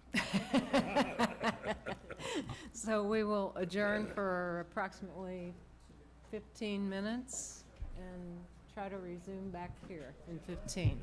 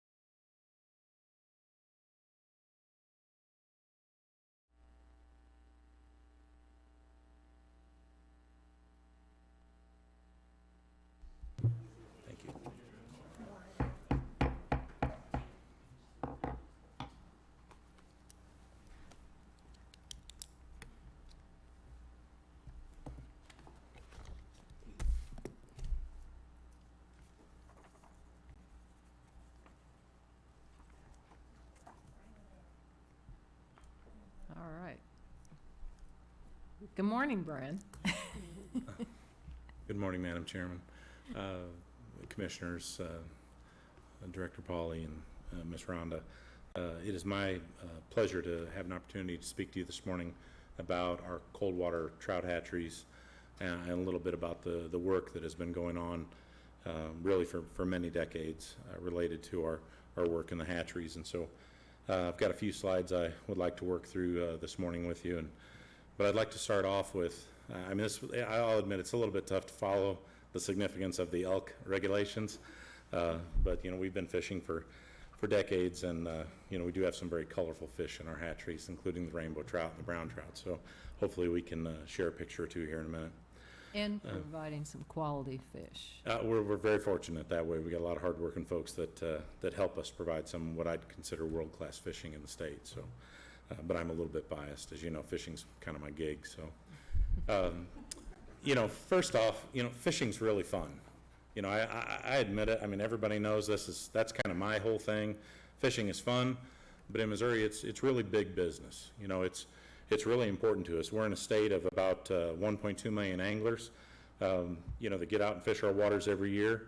Kind of said a different way, anglers between the age of, say, 16 and 64, about 1 in 10 of those Missourians actually get out and fish. And so we're really blessed with that. And fishing really contributes to our economy, to the tune of about $2 billion of the economic impact annually to the state. And so fishing's very, very important to our state. It's very, very important to me. It's very, very important to a lot of the folks that live and work here in this state. So, a question that I do get on time to time is, why do we have hatcheries? What's the value in hatcheries? Why are they so important? Well, hatcheries are a very integral part of the overall fish management strategy that we have for the state. They're critically important to establishing what I would consider to be some of our best sport fishing opportunities all across the state, and they provide a very high quality product. We use our trout hatcheries, or really all of our fish hatcheries, but in particular our trout hatcheries, to maintain specialty sport fishing. In this case, it's rainbow trout and brown trout, and it really, depending on which part of our overall trout management program you're talking about, it very heavily contributes to our agency's recruitment, retention, and reactivation efforts for anglers. And in that particular situation I'm talking about are trout parks. Missouri has 4 trout parks. I'll go into a little more detail on them, that they are set up for high success. We want people to come there and enjoy that opportunity. We are the only state agency, only state fish and wildlife agency that offers something like a trout park fishing opportunity. And they're wildly popular. People come from all over the United States to enjoy that resource. We are very fortunate in that with all of the efforts that we have done and the Commission's support with some of the improvements we've made at our hatcheries, that we've got very high quality trout fishing as a result of that. We've been able to keep fish in our hatcheries and grow them out to the size that the public wants. But it's more than that. It's more than just trout. We also work with different endangered species, and we're working on some very serious restoration efforts, and I'll go into a little bit of detail with that here shortly. So, when I look at, the value of our trout hatcheries, and our hatcheries in general, but specifically the trout hatcheries, we really have an opportunity to share a conservation message every day at our trout parks. We really do connect people with nature every single day at the trout parks. Many of our trout hatcheries, all of our trout hatcheries are staffed 24 hours a day, 365 days a year. So we have staff at those facilities. We have regular, daily, hourly contact with the public. And so we feel like we have an opportunity to be a face of conservation in those areas. And the parks draw anywhere between 400 and 450,000 anglers a year. That doesn't include all of the visitors, if you include all the families. And so we have a very, very precious opportunity to get out and share our conservation message with those folks that come to the parks. They are among Missouri's most popular fishing destinations, and I wish I would have kept track since I came back to Fisheries Division. I could not tell you the number of people that have been overjoyed to tell me that they caught their first fish in their life at a trout park, and then they have then taken generations of their families back to those parks to have that same experience. And so that really touches me personally as someone that almost equals fishing to a religious experience. So anyway, our trout parks are a very, very integral part of what we do there with our hatcheries as well. We have some tremendous milestones. I won't go over the whole list, but you know, I think it is important to see that we have been at this game for quite a while. 1921 is the first record there at Sequiota in the city of Springfield. Of particular interest to me is that March 1 trout opener. If you've never had the opportunity to participate in the trout opener, please come and see me. I would love to have you be a part of it. It's deer season opening day, turkey season opening day, birthday, Christmas, Easter, everything all wrapped up into one. It's absolutely amazing. The people are so passionate, so excited. Weather doesn't matter. We have literally had 70-degree temperatures on March 1, and we've had 10 inches of snow, and the anglers come, and they love it. And I don't fish on the opener, but I try not to ever miss it because it is absolutely amazing to see that connection with nature and seeing the generations of families come. So that March 1 opener has been very important to our history. We've had some major construction projects in there. You can see one of our more popular areas, Bennett Spring, came online for us in about 1937. Really important part I wanted to point out here about our pelleted trout feed. In the history, if you ever have an opportunity to read our cold water history, which is a really interesting little publication we put together, the night shift person would also make all of the feed for the next day. And that was quite a job. Could have been rendered animals, it could have been liver from a local slaughterhouse. It was all kinds of things that they used. And so when we had the opportunity to work with Ralston Purina as an agency and develop pelleted trout feed, it ended up saving us a lot of staff time, saving us a lot of effort, made a consistent product, and it's been tremendously beneficial for us as we've moved on through our history with trout. A few other quick things. One I'd like to mention in particular is the Shepherd of the Hills hatchery. That's kind of our flagship cold water hatchery. I'm going to talk about the visitor center attached to it soon. You heard me talk about trout parks. We have this in partnership with our state parks, but we also have one public-private partnership with the James Foundation at St. James there at Merrimack Spring. It's a very popular fishery as well. One thing I would like to really point out this year is the urban stocking begins 1969. We're celebrating our 50th year of urban fishing. We had an excellent article in the magazine, in our Conservationist magazine. We've had events all through St. Louis and Kansas City this year and with more events planned. But that's a great way for us to bring fishing close to home to where a lot of Missourians live. And that's just been absolutely a blessing for us.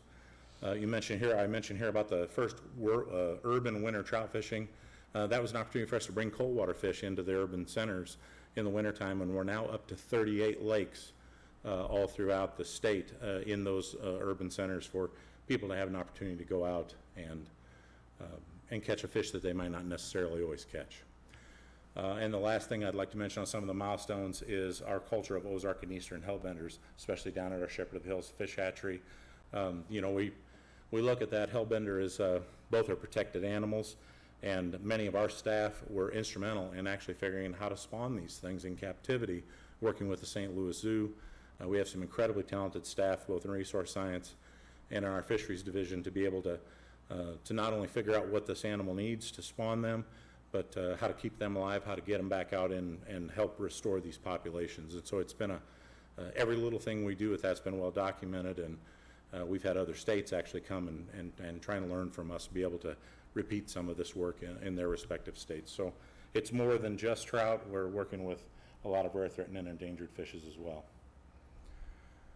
So we have 5 cold water hatcheries. I'm going to maybe specifically focus on our cold water hatcheries. We have 5 cold water hatcheries that we operate in one big system. And the value of that is redundancy in our systems. If you look at just the last few years, we had the drought of record in 2012, and that offers some challenges to us because nearly all of our facilities are spring fed. With the exception of Shepherd of the Hills, the rest are spring fed. And so we have the drought of record in 2012. Then in 13, 15, and 17, we had floods of record. 15, it was right around Christmas. 17, it was that April-May flood. And that was water that I've never seen at these facilities. And it was just really, truly, I can't thank the commission enough, I can't thank our staff enough for putting that commitment into making improvements at those facilities so we could have some redundancy there, so we could keep fish alive, so we could have fish available for our anglers, because our public has a very short memory. When the 2017 floods at Montauk went back down, staff did an outstanding job getting things cleaned back up, ready to go, looked like nothing had ever happened. And within a month, the public within 2 weeks, the public had no idea that there was water literally bluff to bluff down in that valley. We had, about 6 inches of mud in our mailbox, if that tells you how much water went through that valley there at the facility. Yet we still had fish. We were able to not only keep fish at that facility, because we did stock a bunch early. I'm not going to say we didn't. So if you fished the Current River below that year, you had some of the best fishing you've ever had in your life. But we were able to bring fish in from some of our other facilities, kind of keep things going, and frankly, the public barely noticed any difference in that. That is a real credit to our staff and a real credit to the commitment the commission has made to be able to keep those things in place and those needed repairs and improvements in place so we can keep fish alive. Just real quick, I'll touch on a couple things with our individual hatcheries. Shepherd of the Hills is our hatchery right below Table Rock Dam down in Branson. It's one of the very few low-cost, no-cost things to go do with families. We have a lot of visitors there every year. I think last June, and Jeff, you'll have to correct me, I think last June we celebrated our 8 millionth visitor through this facility on our way up to 10 plus. And so that's important, and some people say, well, not all of them are from Missouri. I don't really care about that. I mean, we've got a great conservation message to share, and we're pretty darn good at telling it. So we've got that facility there. Matter of fact, I'll probably be seeing that this next week as I'm back down there again. But a lot of people come into that, and we use this as our big bank, if you will. It's our big flagship facility. This is also where we've figured out, and we have worked with the Ozark and Eastern Hellbender, James Savello, Clint Hale, staff down there have done an absolutely outstanding job with Dr. Jeff Brigler on our staff of resource science, been able to figure out what this animal needs to survive.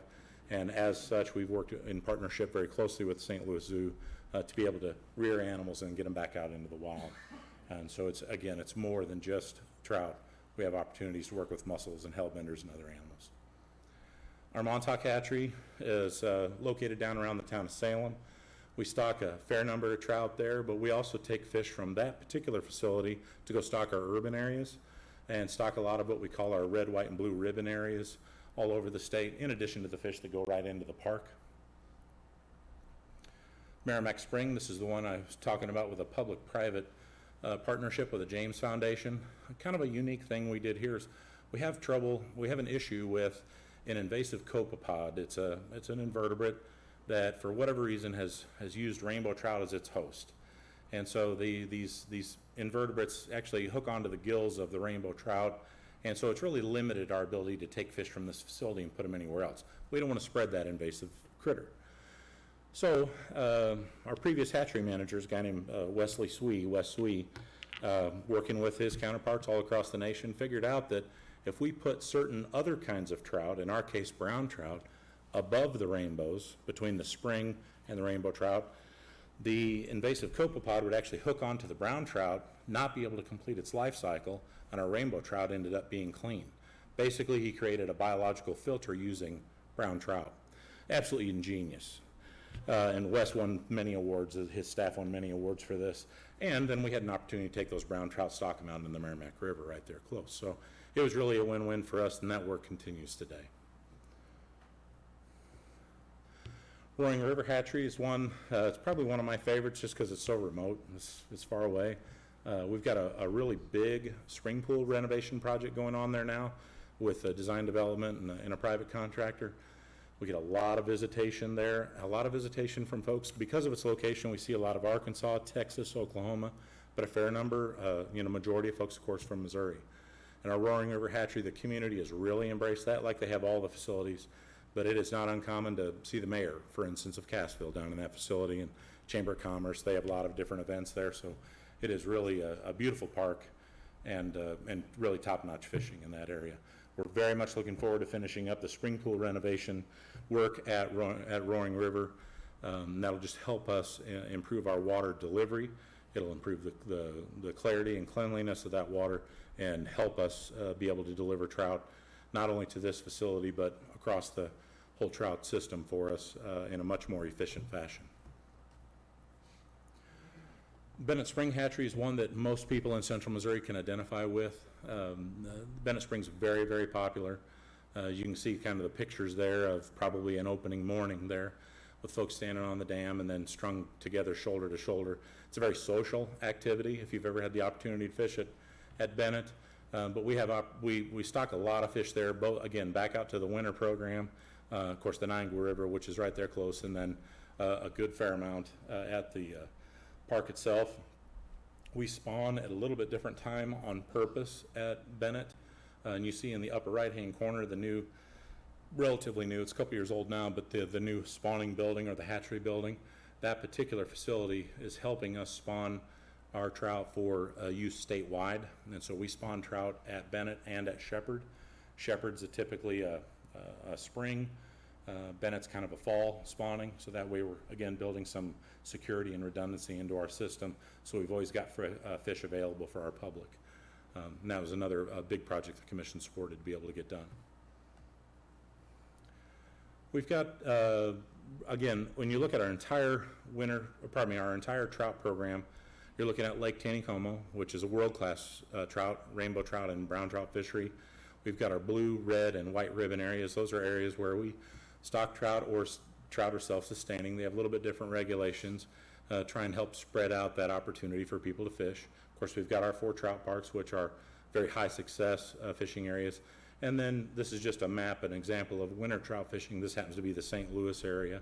And you can see they're kind of spread out all through the St. Louis area, so folks have that opportunity to fish for trout close to home, helping us with that community conservation type message. One of our most popular things we do at the parks is our kids fishing days. It's really kids and families. I just wanted to throw a couple pictures in there because it's our stock size fish. It's also, if you look at that lower left-hand corner, you see that young lady holding on to one of our, what I'd say is our spent or our brood stock that we've used in the past. Just like all of us, they get old, they don't get very effective. In the past, we were actually composting them and using them as fertilizer, and a bunch of us got together and I thought, well, why aren't we just stocking these things periodically out into the stream and give somebody a wow factor, and it worked. It's very popular, and so each year we have some calculations we do to try and take the old has-been type fish and we spread them out. And so when I look at this one, I'm thinking, yeah, this one looks a lot like this fish in the middle kind of looks a lot like Susie, one of my favorite spawners back there. So, every time we see somebody with one of the big fish, I say, isn't that Gertrude or Susie, that we used to spawn? No, but I mean, look at the beauty of it. Look at the smile on those faces, They're pretty excited about it. I get excited just watching it, and I try to participate in these events all the time. We've got a tremendous program in our winter and urban trout program. This is very closely tied to our community assistance program in the state, where we offer close-to-home fishing opportunities for existing bodies of water. We're up to 38 winter trout areas across the state, and really looking for partners to try and continue to expand that opportunity where we can. And I think we've got probably 2 more that we'll get done yet this year. So it's growing in popularity. It's very good connection with citizens in an urban area. And again, look at the smiles. These folks really love that opportunity to catch, in that case, especially in the young man on the right, pretty good sized fish. Yeah, it was both. He was a really big trout. He was very excited. I think his dad was more excited than he was. Yeah. So we really can't do this alone. We do this with partnerships, and it's the Department of Natural Resources, James Foundation. You see the list there. And really one of the best or most important partners is the Commission. You guys have been tremendous support over the years for this program and for the repairs that have been needed, for the improvements that have been needed to build redundancy into the system. And to date, since we put up our trout plan, which I'll talk about just in a second, We've committed and spent well over $13 million in our trout parks for improvements over about the last 10, 11, 12 years. So that has really proven itself in worth in spades, being able to keep those fish alive and keep things going very consistently across the state. Back in 2003, we did create and develop a plan for fishing, a plan for Missouri trout fishing. There was an update in 07, 08, and then again an update in 17. And so we've made some progress toward many of the goals in this plan. And this update's available to anybody that has an interest. But the 17 update showed tremendous progress since our 2003 efforts of initially looking at what the needs are. And so, a lot of it's in the form of renovations. And so why did we want to do this? Well, we want to increase our efficiency. We wanted to develop some redundancy in case we had issues with flooding or needed to take a system offline to be able to make some repairs. We wanted to the extent possible, increase capacity, knowing that we're not physically going to build more hatchery space. And for us is enhance that biosecurity. When you're raising a lot of animals in a small condensed space, it doesn't take much for them to get sick. And if they get sick, it can spread very quickly, and we have issues with that. We don't want to lose, a raceway or even a whole hatchery to some kind of sickness or disease. And so enhancing that security, that biosecurity, has been a tremendous advancement step forward for us. So this is just probably not an all-inclusive list, but at least I wanted to mention a couple of things by facility. We've installed some alarm systems that have allowed us to minimize and reduce staffing on a 24-hour cycle. We still have to have them there for especially certain times of the year, like the fall, when we have a lot of leaves in our system that could block up our water intakes. But those alarm systems have helped when we looked at things like our oxygen systems, especially in the summertime when we struggle with water flow. Injecting liquid oxygen into those systems help us keep fish alive. There's been some other amenities like fish cleaning stations. A lot of it's this mechanical stuff that has helped us be able to operate our facilities much more efficiently. But right now, like at Roaring River, we're in the process of installing a new main water intake for and cleaning screen for the entire facility. There's a few others here. We've done some work at Shepherd of the Hills. You see a variety of things to help, again, install some redundancy into our system. And at Bennett, I talked a little bit about the new hatchery system we've repaired, the new hatchery building. We've repaired some old raceways and actually made some more efficient use of our space by dividing some of our existing raceways. So within that trout plan, where our biggest goals and objectives for this plan were to create successful fishing trips for all of our anglers that we could, and really take a look at spreading that harvest out to the maximum number of anglers that we possibly could, given the resources that we have. I think it's important to note that our total production, our biomass production at these facilities is finite. There is a limit to how much we can raise at these facilities. And so as a part of that, and again, trying to be good stewards of the public's money, we went into a public input process back in 2003 and 4, and we surveyed about 8,000 anglers in the state of Missouri, some in organized fishing groups, some just what I would call your traditional anglers, opportunistic anglers, and then some members of the public that hadn't bought fishing permits for several years. And we talked to them about kind of what do they want to see? What's the opportunity here in front of us? Knowing that, we have an opportunity to try and maintain fishing at a certain high quality level. And again, with one of our stated goals being that we want to create as many successful trips for anglers as we can, what we looked at were some different options about size of fish, about creel, which is how much you can keep every day. And really based on that survey input and the work of our folks in our hatcheries, we realized very quickly that if we reduced the daily creel from 5 fish to 4, we could provide approximately 80,000 additional limits of 4 fish for Missouri anglers. That's a tremendous amount of fish. That's 356,000 fish, rough numbers, that are now available to additional anglers statewide. And so, and with no expansion, physical expansion in our hatcheries, and our staffing or anything like that. And so, when we talked with our public, basically they said, look, as long as you keep the size up, we can live with this. We feel good about this. It is important to note that the Missouri Department of Conservation stocks the largest trout in the nation by quite a bit. It's not even close. The next closest state's right around 8 to 10 inch fish. And so it does cost us a little bit to raise a little bit larger fish, both in time and space. It takes about 18 months to get a fish from egg to that size.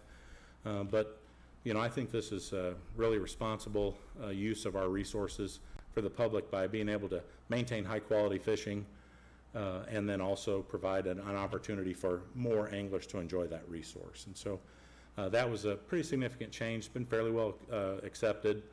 You know, so I feel really good about kind of how that come to part and why we're doing it.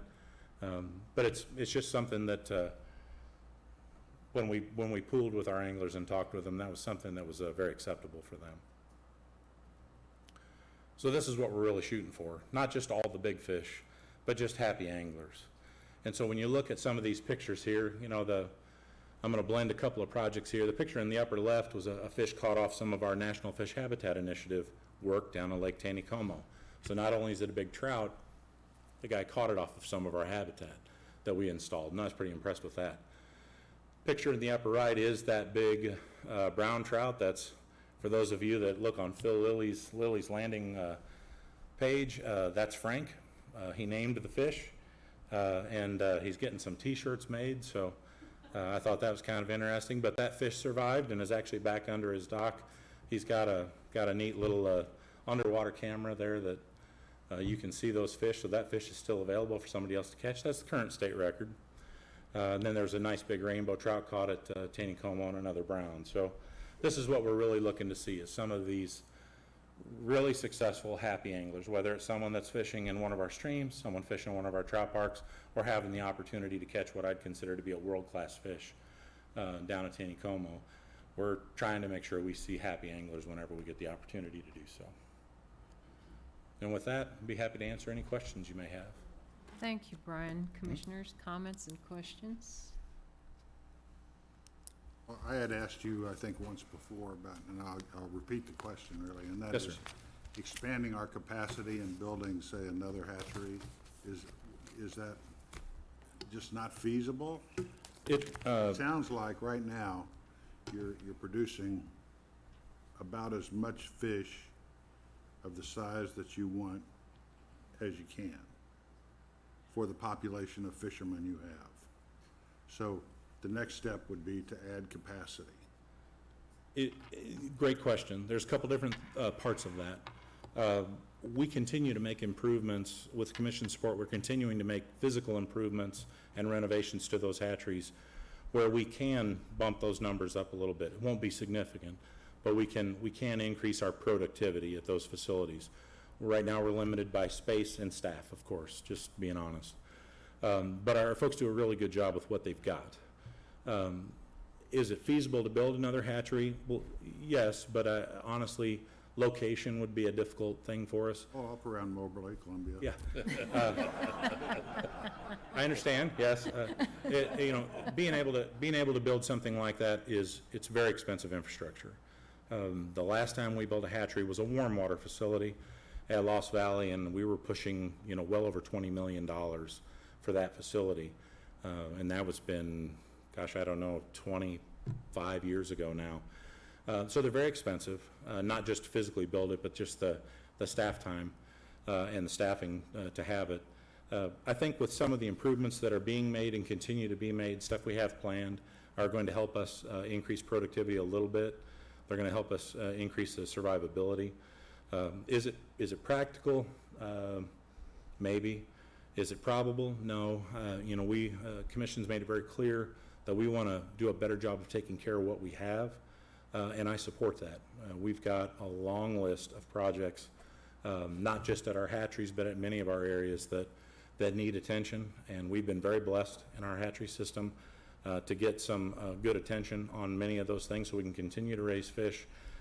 But my list of projects is long of things that just need basic, you know, maintenance. So I would say before we would look at, this would be my recommendation, before we would look at trying to develop another facility, I would want to make the improvements in our current facilities such that we could find out what the true maximum capacity is. and we've got a little ways to go on that yet. No criticism by anyone, it's just things wear down, over time and great use. And so, but we've got a great plan in place. That was part of the trout plan, identified, what it's gonna take to get there to make those improvements, and we're working down that prioritized list now. Thank you. Yep, thank you. Commissioner Bedell. You mentioned survival a minute ago. What do you figure the survival rate is? From an egg Right. to a from full-grown egg fish. to- Yeah, right from now, egg to a 1 pound fish. we're getting about 50% survival on the eggs, but honestly, we're getting between 10 and 20% survival egg to adult or egg to stock size fish, and that's a very high success rate. In the wild, it would be closer to 0.8% or 1%. So we're pushing that 20% mark right now on being able to take an egg from egg to fish, and that's important for us. The higher that conversion rate, the better that is, the better off we'll be. And again, every little improvement we make, whether it's in the egg jars or the way we spawn or the way we handle fish, the less we handle them, the better. The less we move them, the better.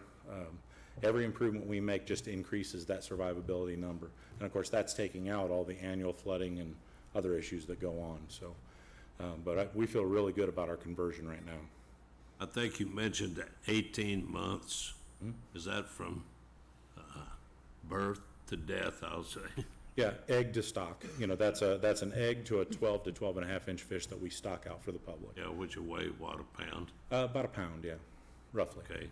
What does it cost us to produce that fish?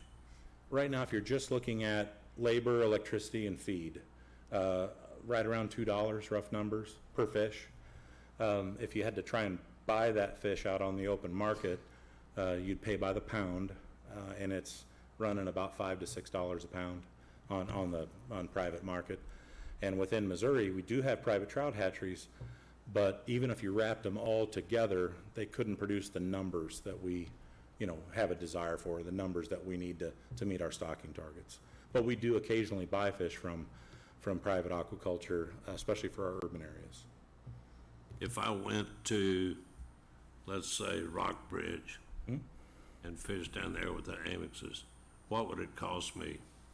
It's been a while since I've looked directly at their price list, but you would have to pay a fee just to be able to fish there, and that's typically $10 or so. Then you'd pay by the pound after that. Yes. And so it could be, say $10 to get in, and then, $5 to $6 a pound for whatever fish you decide to keep. So it gets to be kind of expensive compared to the great deal that we offer right now at our trout parks for $3 a day. We're proposing, of course, to move it to $4 for a daily tag, and then statewide on a trout permit, which is currently $7, that we're proposing to move to $10. Let's say you went from the, instead of going from the 4 limit, that you increase that to 5. You said that would be like 350,000 more fish. Right. If we want to maintain the stocking numbers that we're putting out right now today. Right. If you stayed with the size, you're roughly 350,000 more fish. Yeah, and it'd be about another, if you had to include some labor, fish, food, electricity, we're looking at about another $800,000 to $1 million worth of need there to do that. So if we were to try and propose something like moving from 4 fish to 5, some of the downfall there would be, or some of the pros and cons, if we looked at the con side of that, our trout would have to be smaller. We can only raise so much biomass in a space.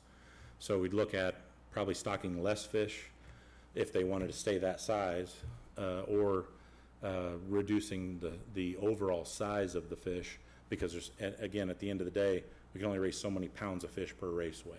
So there are ways we can do it, but they come at trade-offs. You just have to look at the different Sure. trade-offs.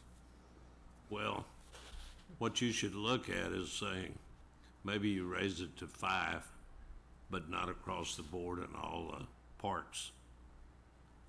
You may pick 2 parks, whether it's Roaring River, Montauk, wherever, and say we'll go to 5 and Ed on a trial. See what kind of difference it makes. Have you thought about that? We haven't thought about that. We have heard some comments from folks at Bennett Spring, actually, the public meeting we had at Bennett Spring, where there was a gentleman that asked us, why aren't you thinking about going to 5 and then don't come back to us for a while? But we can certainly look into that, provide some kind of analysis on what that might look like. Thank you. You bet, thank you. Any other questions? I'll just, it Yes, just sir. seems like, we just recently finally raised the price. And we went a long time, didn't raise the price. If we'd been doing it all along and then reinvesting, the additional money that we charge, you may not have the problems you have right now with a long list of things that need to be fixed and capacity and so on. So, shouldn't we be thinking about, that going forward, not to repeat that same, I wouldn't call it mistake, but behavior. Sure. And then just, keep our prices going up, but at the same time, giving the consumer something for their money, maybe giving them some, more than what, Sure. what they're paying for. And I think we do that, yeah, I couldn't agree more. We need to keep pace with what it actually costs to raise these animals. Trout are especially sport fish, and so they are one of the very few that we have a separate tag for because they are kind of expensive to raise. I would say right now we've more than matured into the funding that's available. And so it is an opportunity for us to reflect on that. What does it actually cost to raise this fish? How will we help cover costs, not just for that fish and provide that opportunity, but to make those needed repairs in some of the facilities. So I think we're currently providing kind of over and above what it's costing. If we were looking at trying to just cover costs today, it's about $2 to raise a trout to that size. So the tag would have to be right around $8 to cover costs if we were interested in that, and we're only charging $3 today. So we've got a story to tell that we need to continue to work on. The message that we've carried out during the trout permit meetings that we had over the last couple weeks, most of the feedback we've got is people are very understanding that we've kind of matured into that funding for this part of our program. And frankly, we've gotten more positive comments about it because I think folks understand, that it is very expensive to raise these fish and provide that fishing opportunity for folks. So, but I think you're right on target. Those are definitely the kind of things we need to look at, not just today, but going forward on what are we going to do with, the increased revenue. We're all excited about what we're doing with elk, but only 4 or 5 people are going to get to shoot an elk. And everybody can enjoy, trout fishing. It's Absolutely. a family event. It's wholesome. There isn't anything bad about it. So it seems to me like we ought to be, really pushing on how to expand our capacity and maybe places where people can do this. Poor old Columbia and Moberly doesn't have any place to fish for trout. I'll show you some pictures. Thank you. Thank you. Commissioner Liddell? If you look at the fact to say that you raised it to $6, I'm just throwing that out. That is a very, very inexpensive way to spend a day. I agree. I mean, you can't go to a movie today and buy popcorn hardly for less than 20. So $6 to me is very inexpensive. And it helps to do what Barry's talking about. To look down the road. I think that's something we ought to look to. $6, 5 trout, go find the trout. We'll certainly look into it. Further comments? Commissioner Murphy? Just a brief one. My compliments. The last time I knew the numbers, which has been a while, but 14% of the angling pressure in our state was on about 80 miles of public fishing water, something like that, Right. out of the 50-some thousand miles that we have. This is an amazing success story, and it reflects a level of attention and expertise and capable management that's unprecedented anywhere else. So our expectations continue to escalate. We expect more for less, and there are finite limits, but You guys continue to push the envelope. Keep it up. Thank you. Very good. Thank you all. Appreciate personally, Brian, all that your staff does. We've gotten to experience some really fantastic fishing on our streams and trout parks. And when you go out west, you don't get these kind of fish. You get little bitty ones. It's a true credit to the staff. They are among some of the top professionals that we've got in the agency, and I'm a little bit biased because they work in fisheries division, but, 24-hour cycles, working with floods, droughts, and everything else that they're working with. We've got some very talented folks, and we're very lucky to have that kind of dedicated staff. Well, it is a balance. One of the very first things that I dealt with on this commission was the issue at Bennett, and they were complaining about the size of the trout. They had gotten smaller, or the perception was that they had gotten smaller. And I've not heard that comment since then. So Good. tribute to staff for working with the public and the retailers down there who survive off of Sure, these absolutely. parks as well. So it's a balance, and it's a tricky balance because there's a lot of people with a lot of opinions Yeah, yes. about what it Yes, should ma'am. be. So thank you Thank you. and your staff.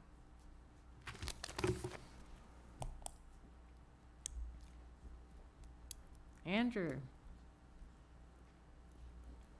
we have our financial report. Thank you, Madam Chair, members of the commission, Director Pauly, Ms. Maples. Now, I've got to follow elk and fish, so my But best. you're what makes it possible. Yeah, there you go. It's my pleasure to present the next item on your agenda, the financial summary report for fiscal year 2019 through May. This report has been provided in your advanced materials. First, I draw your attention to the revenue trends starting on page 4 of the report. Total revenues for FY 2019 through May were 0.7% higher than the same 11 months in fiscal year 18 and 1.6% below expectations. Conservation sales tax was 1.4% above the same period in fiscal year 18 and 1.3% below expectations. As of this morning, which was yesterday's sales tax revenues, they were 1.8% above fiscal year 18. Permit revenues were 2.1% lower than the same point last year and 2% below expectations. As we're all aware, the weather has probably exacerbated the lower permit sales. The number of monetary hunting and fishing permits sold for fiscal year 19 through May were 90,000 less than the previous year. Federal reimbursements were 5% lower than the same time last fiscal year and 8% below expected levels. Other revenue sources combined were 17% above this same point in the last fiscal year and 16.1% higher than anticipated. If there are any questions on revenues, I'll turn to expenditure trends. Operating expenditures were in line with the same point in the previous fiscal year and 3.5% below expectations. Operating expenditures include personal services, expenses, and equipment purchases.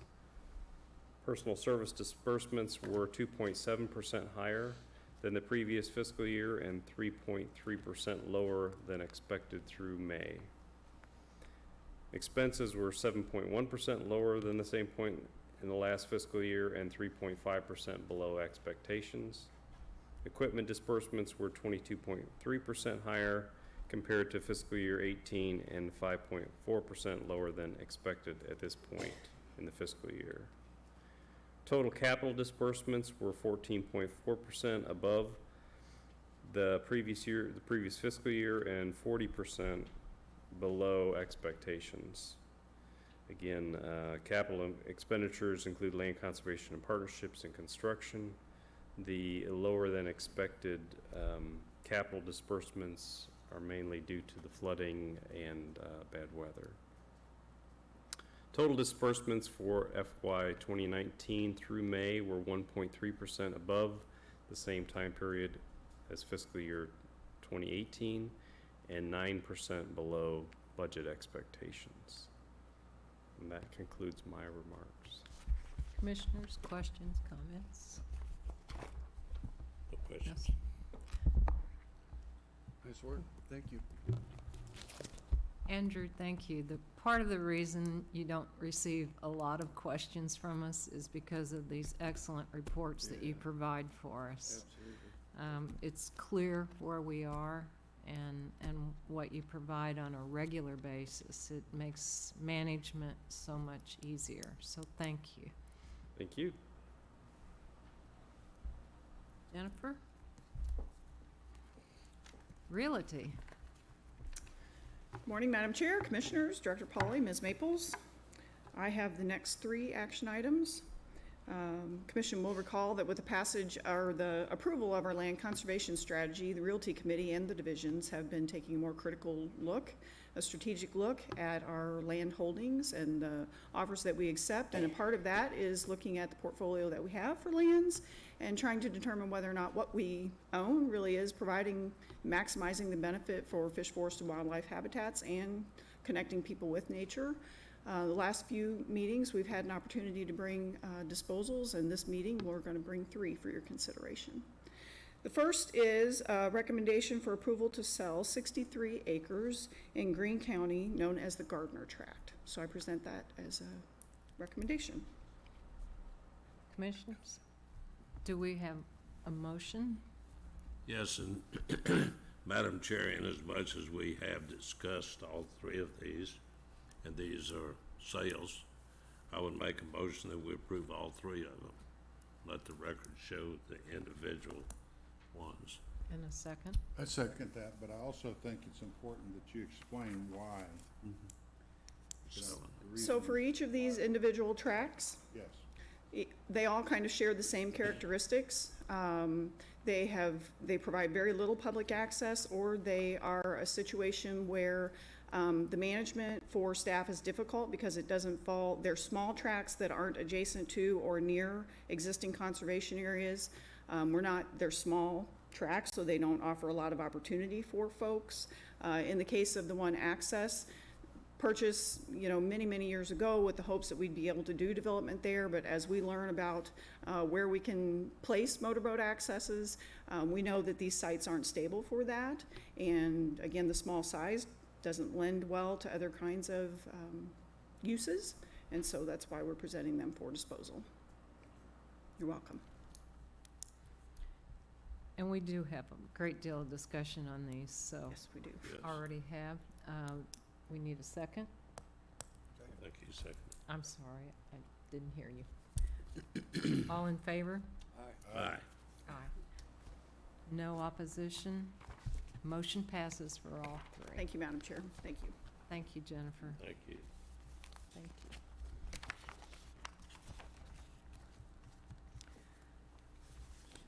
We have an action item, item number 14, and this is election of officers, commission officers.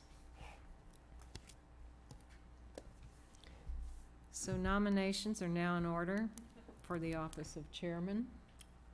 Madam Chair, I'd like to nominate Commissioner Don Bedell for chair. I'd like to second that. And are there any further nominations? I'd like to nominate Barry. Well, that's right. We have a nomination for chairperson, Commissioner Bedell.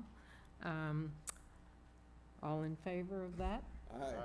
Aye. Thank you. Congratulations, Thank you. Commissioner Bedell. You're now chairman. You please continue.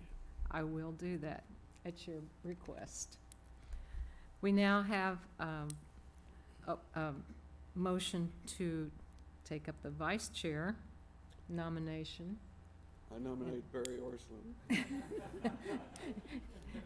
And are there anybody else any around here? other nominations? I would like to add to that, if I might, that he served both as vice chair and secretary. Okay. And do we have approval for that? So moved. All in Second. favor? Aye. Aye. Abstain. We have a new chairman, a new vice chair, and an acting secretary. Congratulations. Thank you. Thank you, sir. You please continue Oh, through this I will meeting. do that, at your request. Yes, please. We have one more item, and that's other matters of interest.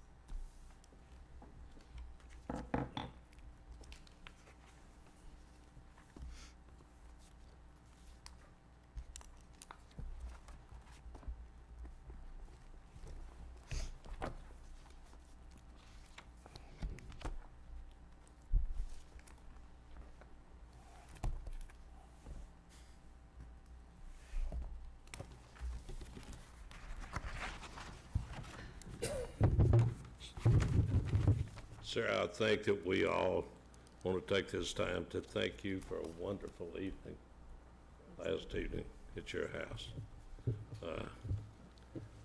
We have a proclamation that we want to read for the record, so if you'll bear with me.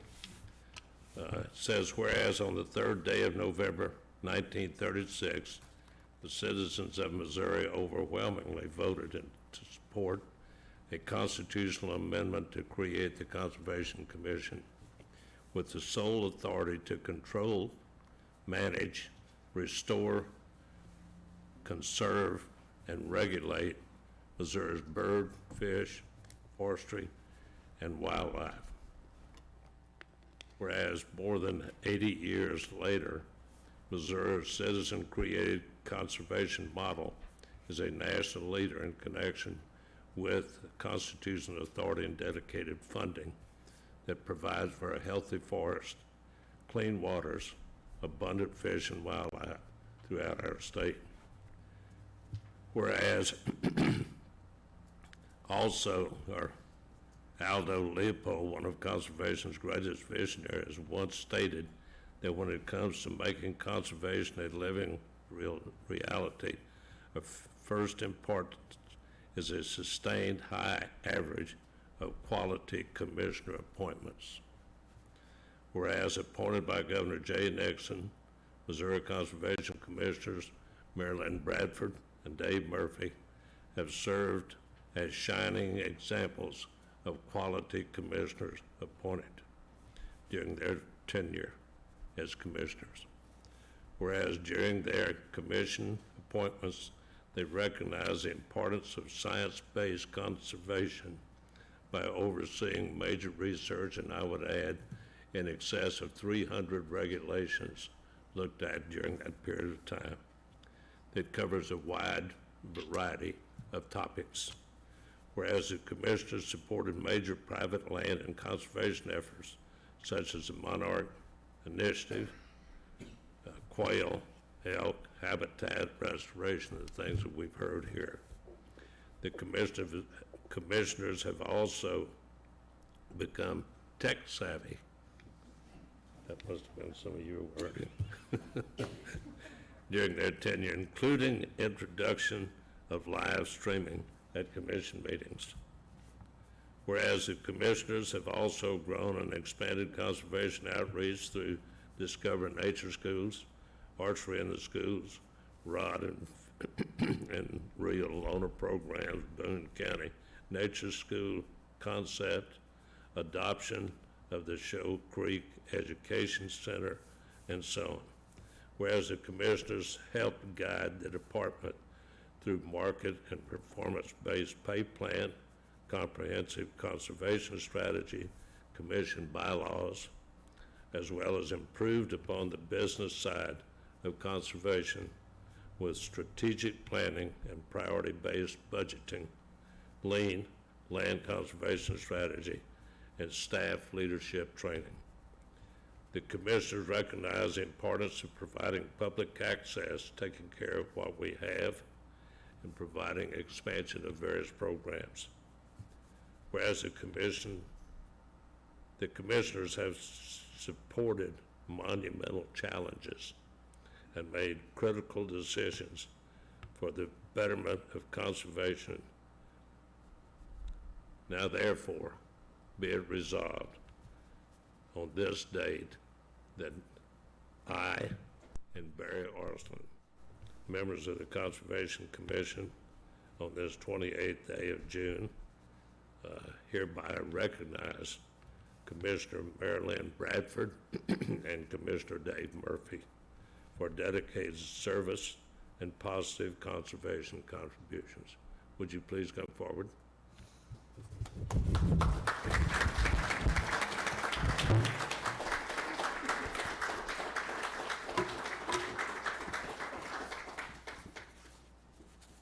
One for each of you.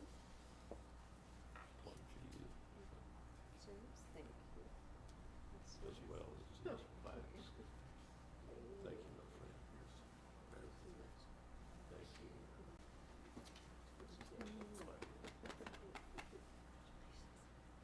Would you like to say anything? No. I never met a microphone that didn't let it.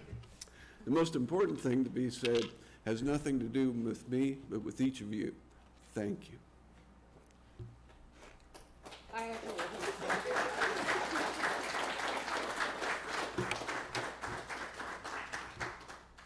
This is not scripted, as was last evening. But I can't tell you what a privilege it's been working side by side with these two commissioners. The many hours of discussions that we have had. And it's just been a real privilege and an honor for me to be able to work with the two of them. And I appreciate what the staff has done in support of not only those two commissioners, but the commission. Because we can only ultimately do at this level what you bring to us. So we appreciate it. Have safe travels. Thank all of you very much.